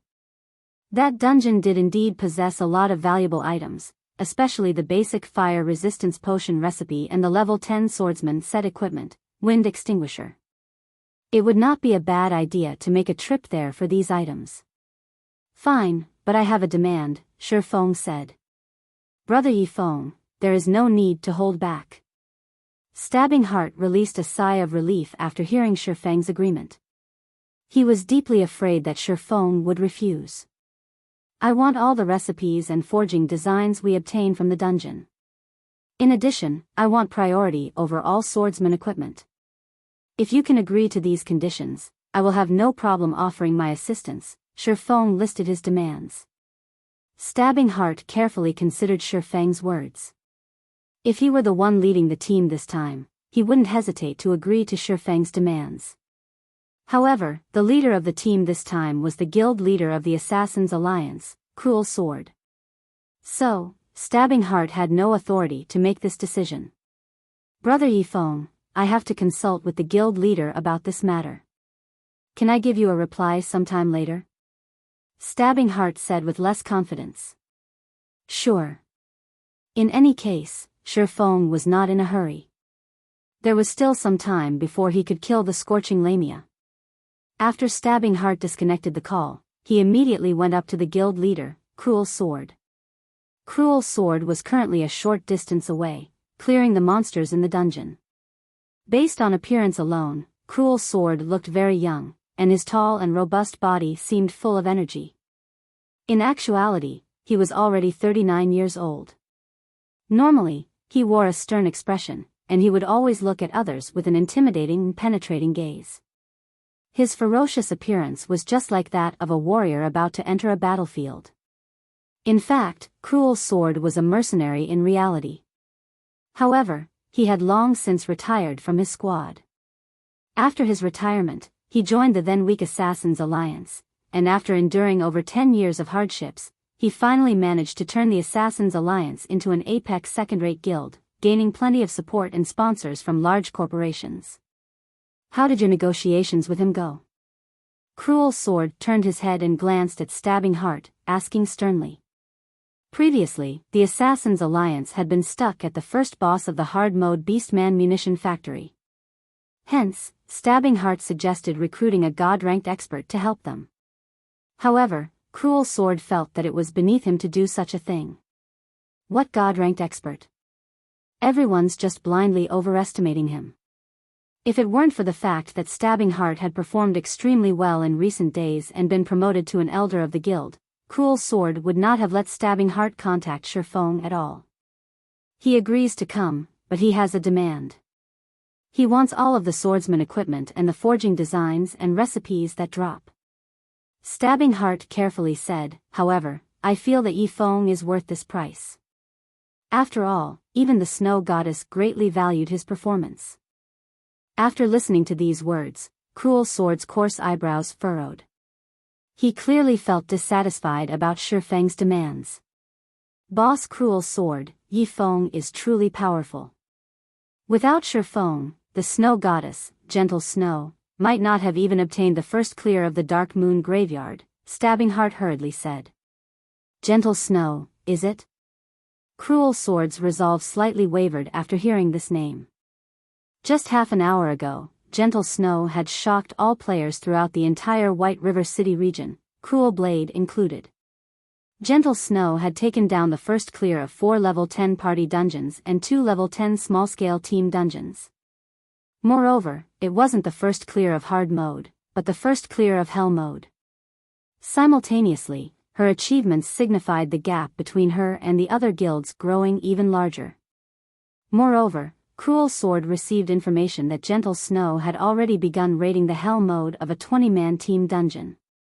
If Gentle Snow really succeeded, she would no longer occupy the same playing field as the other guilds within the White River City region. It seems that Yifeng indeed has some capabilities.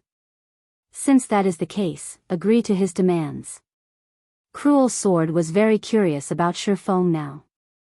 He wondered if Shifeng was truly as strong as Stabbing Heart described him. In truth, Cruel Sword did not want any outsiders participating in the guild's expedition. However, the Assassins Alliance's position in White River City was becoming more insignificant as time passed. Ignoring the first-rate guild, Ouroboros, even the third-rate guild, Dark Star, would soon surpass them. The severity of this matter further increased due to the sudden appearance of that lone tyrant, who occupied the first position on the ranking list. Dark Star then continued to successfully raid the hard mode of 2 small-scale team dungeons, greatly increasing their fame and surpassing the other guilds.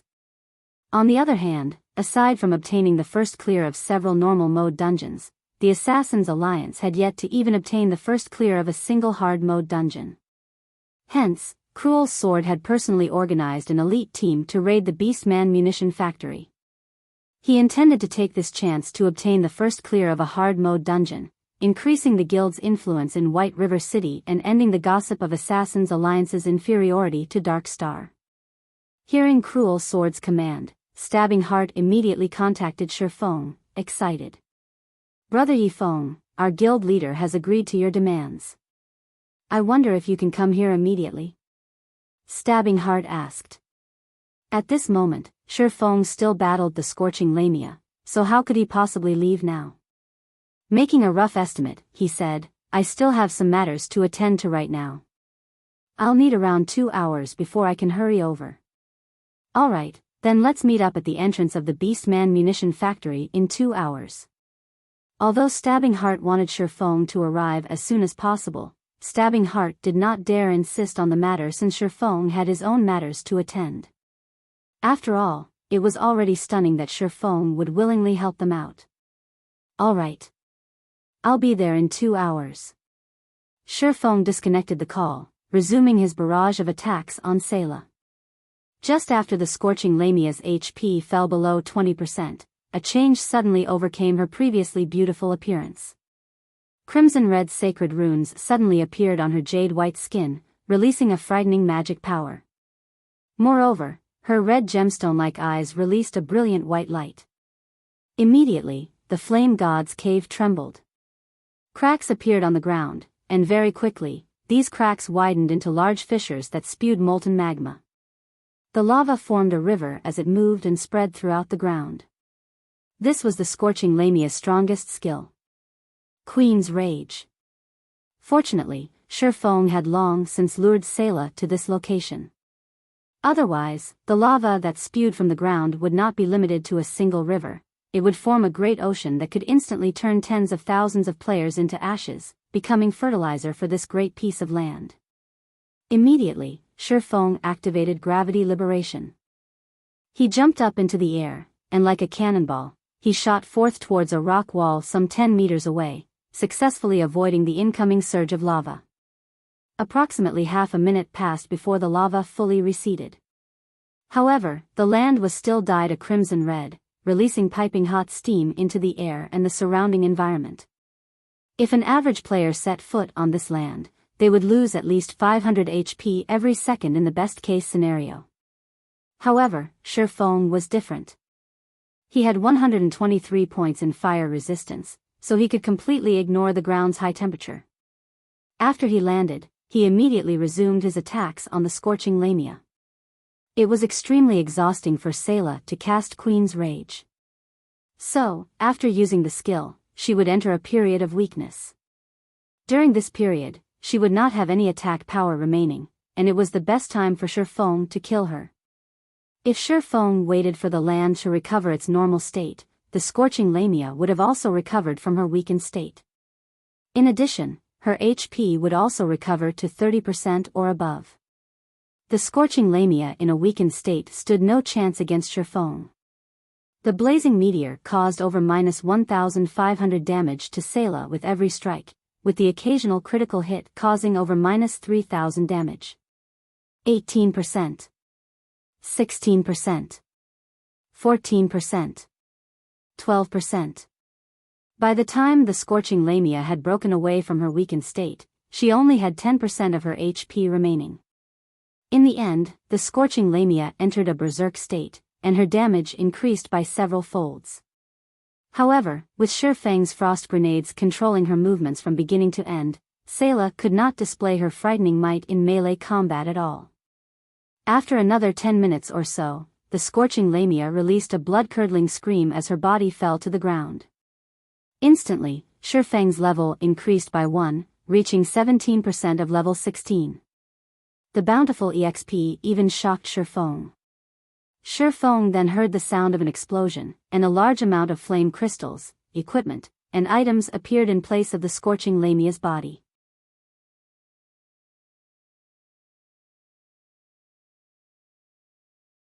Chapter 208, Beastman Munition Factory. It really is great to have the Shadow's blessing. Shifeng's eyes slightly twitched as he looked at the shining loot scattered across the ground. It was the first time he truly felt fortunate about the 3 points of luck. It seems that I should get more equipment that increases the luck attribute in the future. I can use it specifically when killing bosses. If he obtained jackpots similar to the Scorching Lamia's as well, accumulating wealth would be a very simple task. In God's domain, the term jackpot only applied to boss monsters, since bosses would give out more loot than usual. Normally, the number of items dropped was double or triple the usual amount, and players looked forward to such situations the most. Unfortunately, aside from obtaining the first clear of a dungeon, the chances of a boss dropping a jackpot were abysmally low. Depending on a player's luck attribute, the chances of obtaining a jackpot would also increase. However, Shifeng did not know the exact value each point of luck provided. He only knew that the higher the luck, the greater were the chances of obtaining a jackpot. If Shifeng's luck increased to 10 points, he might obtain another jackpot if he killed a High Lord ranked boss in the future.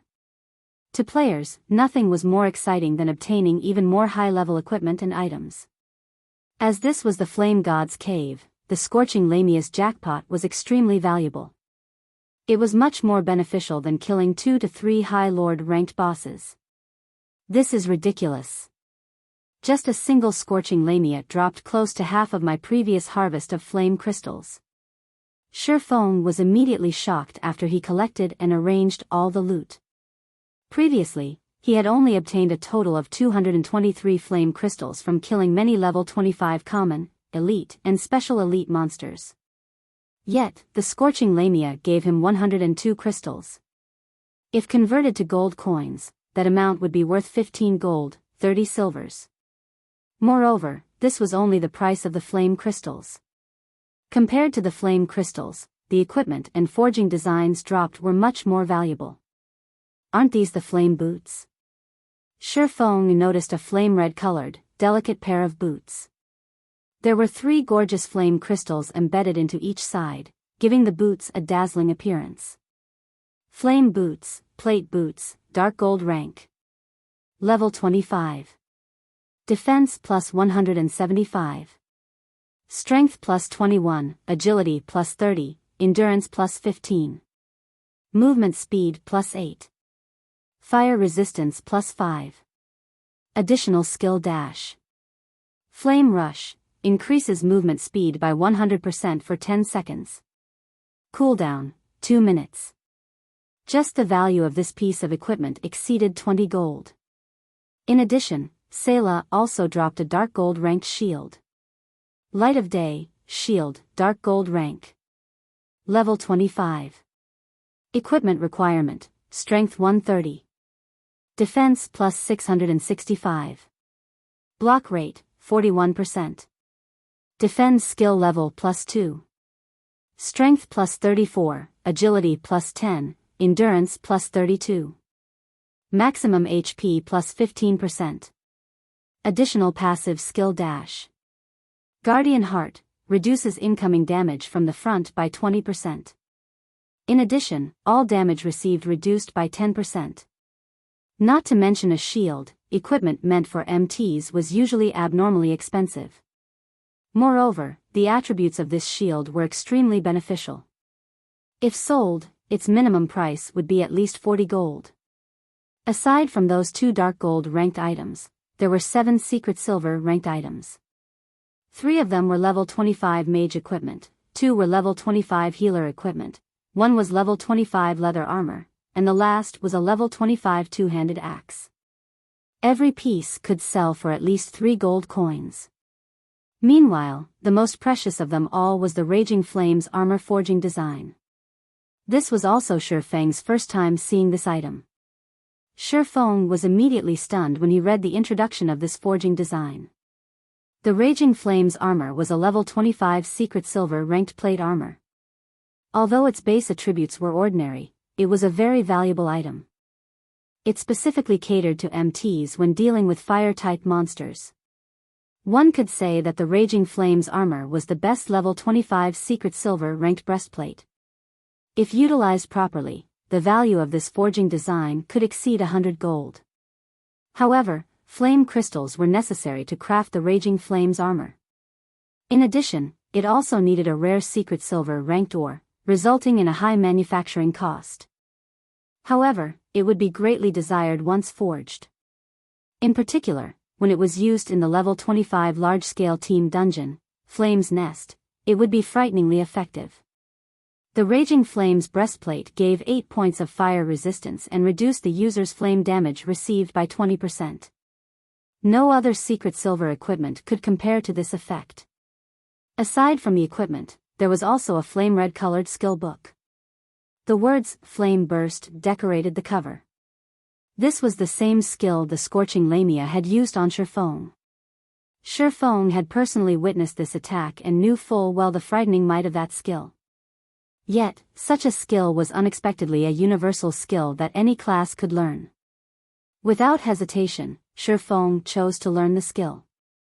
He then called out the skill interface. Flame Burst.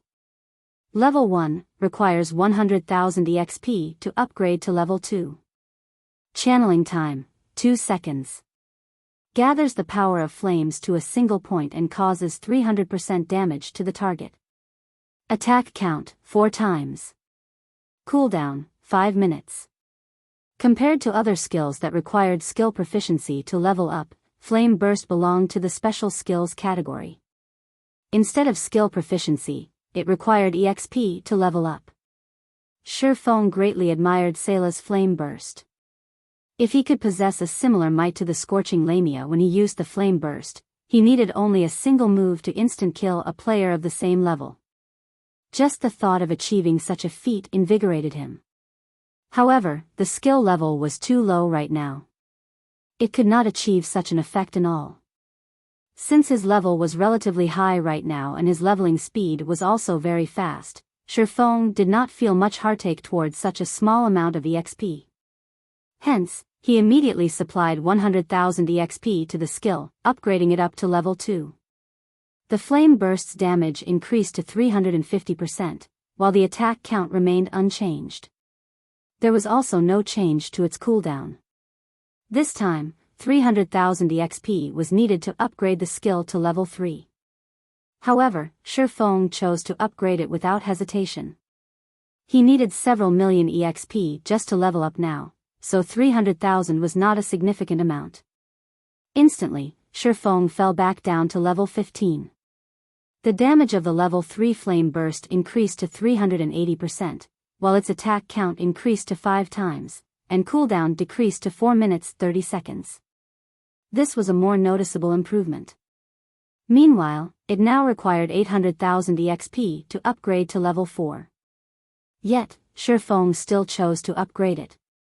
The damage of the skill increased to 400%, attack count remained at 5 times, and cooldown decreased to 4 minutes. The skill needed 2 million EXP to upgrade to level 5 this time. Shifeng similarly upgraded it to level 5 without hesitation.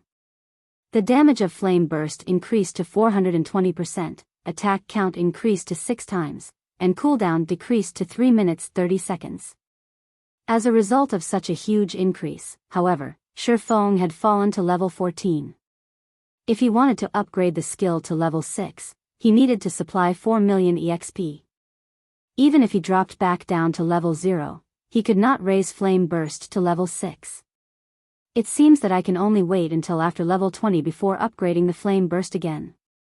Shifeng felt it was unfortunate. However, a level 5 Flame Burst was sufficiently amazing already. It was certainly a very useful trump card. Shifeng had spent quite a sum of money on his trip to the Flame God's cave this time.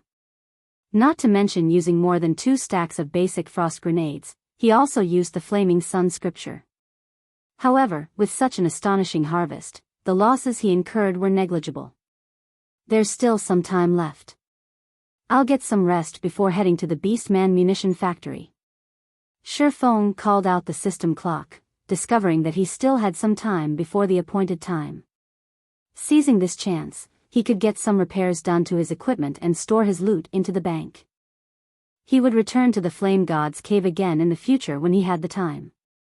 The boss of the Flame God's cave had a respawn time of 2 days. In other words, Shifeng would return to the Flame God's cave to kill its boss once every 2 days. Not only could he level up quickly by doing so, but he could also obtain plenty of high-level equipment. This place was sacred ground for players. It was no wonder the ranger, who was the first person to discover this place, made a huge earning. Outside of the Beastman munition factory, Cruel Blade and the others had already gathered at the dungeon's entrance. They currently discussed their strategy to raid the dungeon. During the time they spent waiting for Shifeng, they challenged the dungeon twice more. However, the end result was still the same. Obtaining the first clear of a hard mode team dungeon was much more difficult than they had imagined.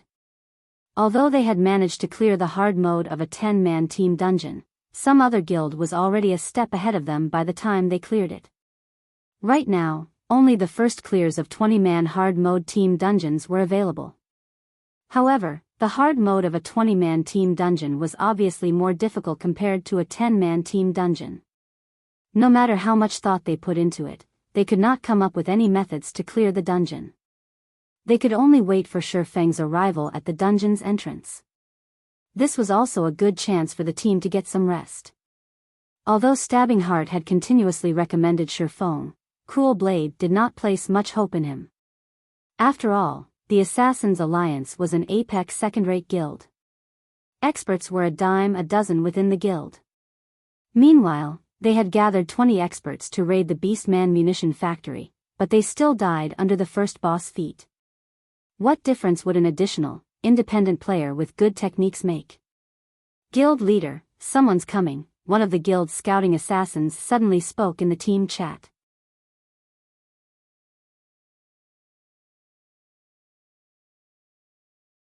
Chapter 209, Lone Tyrant. Hearing that someone approached, Stabbing Heart thought that it was Feng. Hence, he turned his gaze towards the entrance. However, the person walking over was not Feng at all. Moreover, it was not just a single player, but a group of players. This was a 20-man team.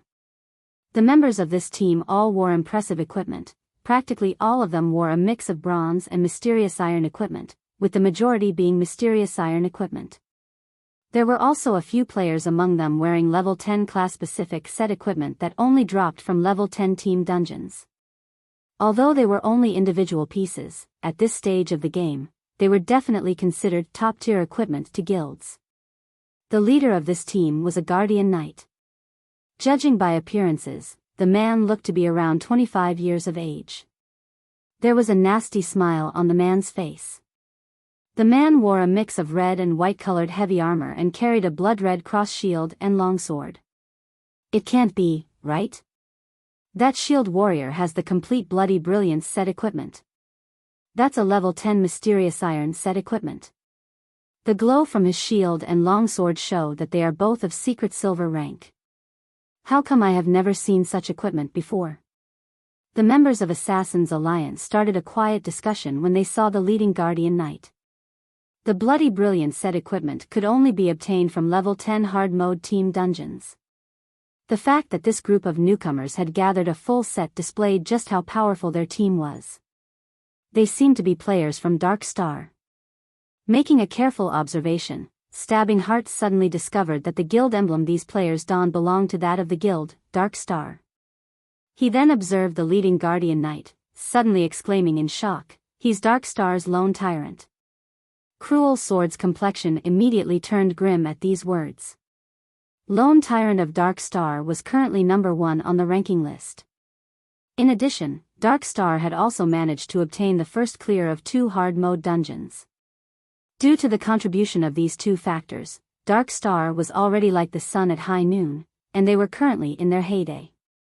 Cruel Sword did not think that Dark Star would make their moves so soon. They were already attempting to raid a 20-man team dungeon. If they really obtained the first clear of a 20-man team dungeon, the Assassins' Alliance would truly be in an embarrassing position in White River City.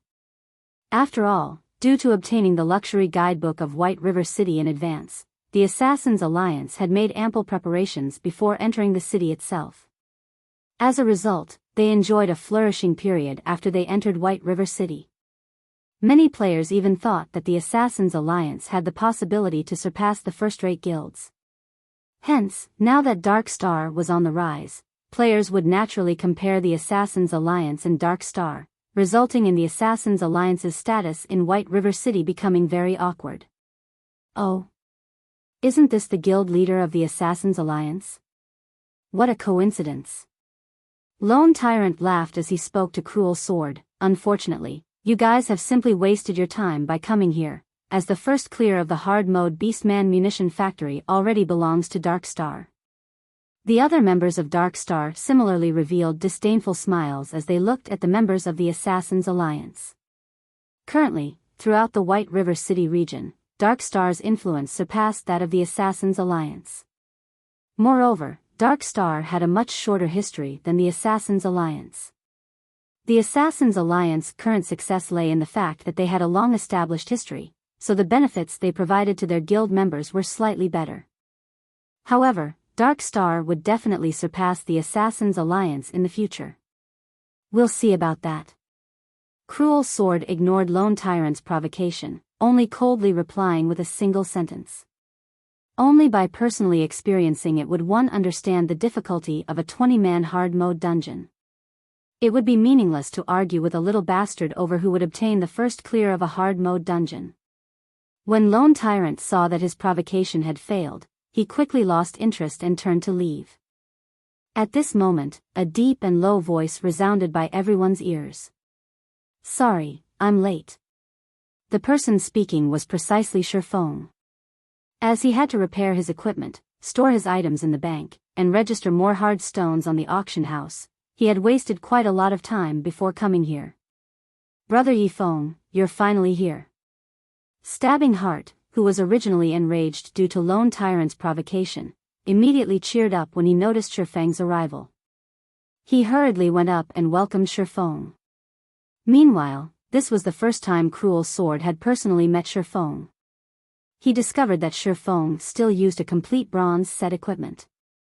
Shifeng's level and the quality of his other equipment were also indiscernible.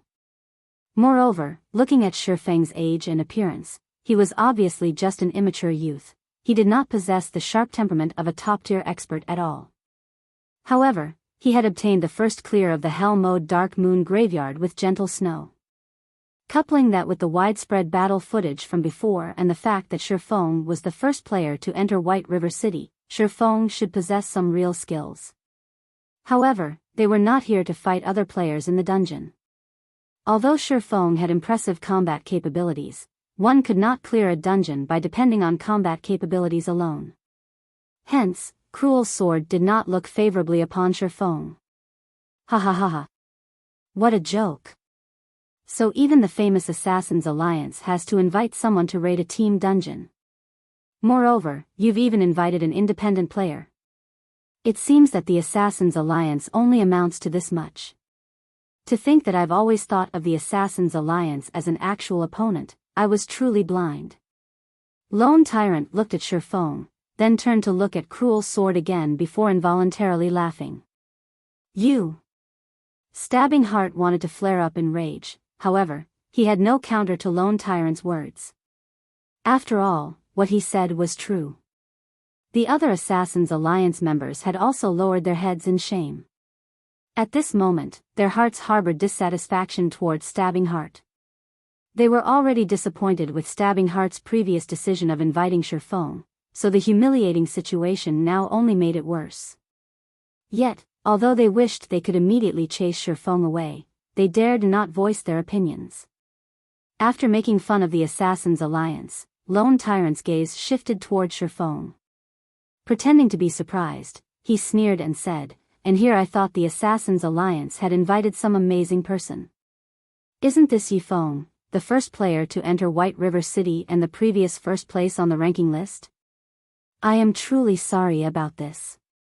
I never imagined that you would be so easy to surpass, so I accidentally snatched away your first position." "Oh. That's not right. Why can't I find your name within the top 100 of the ranking list?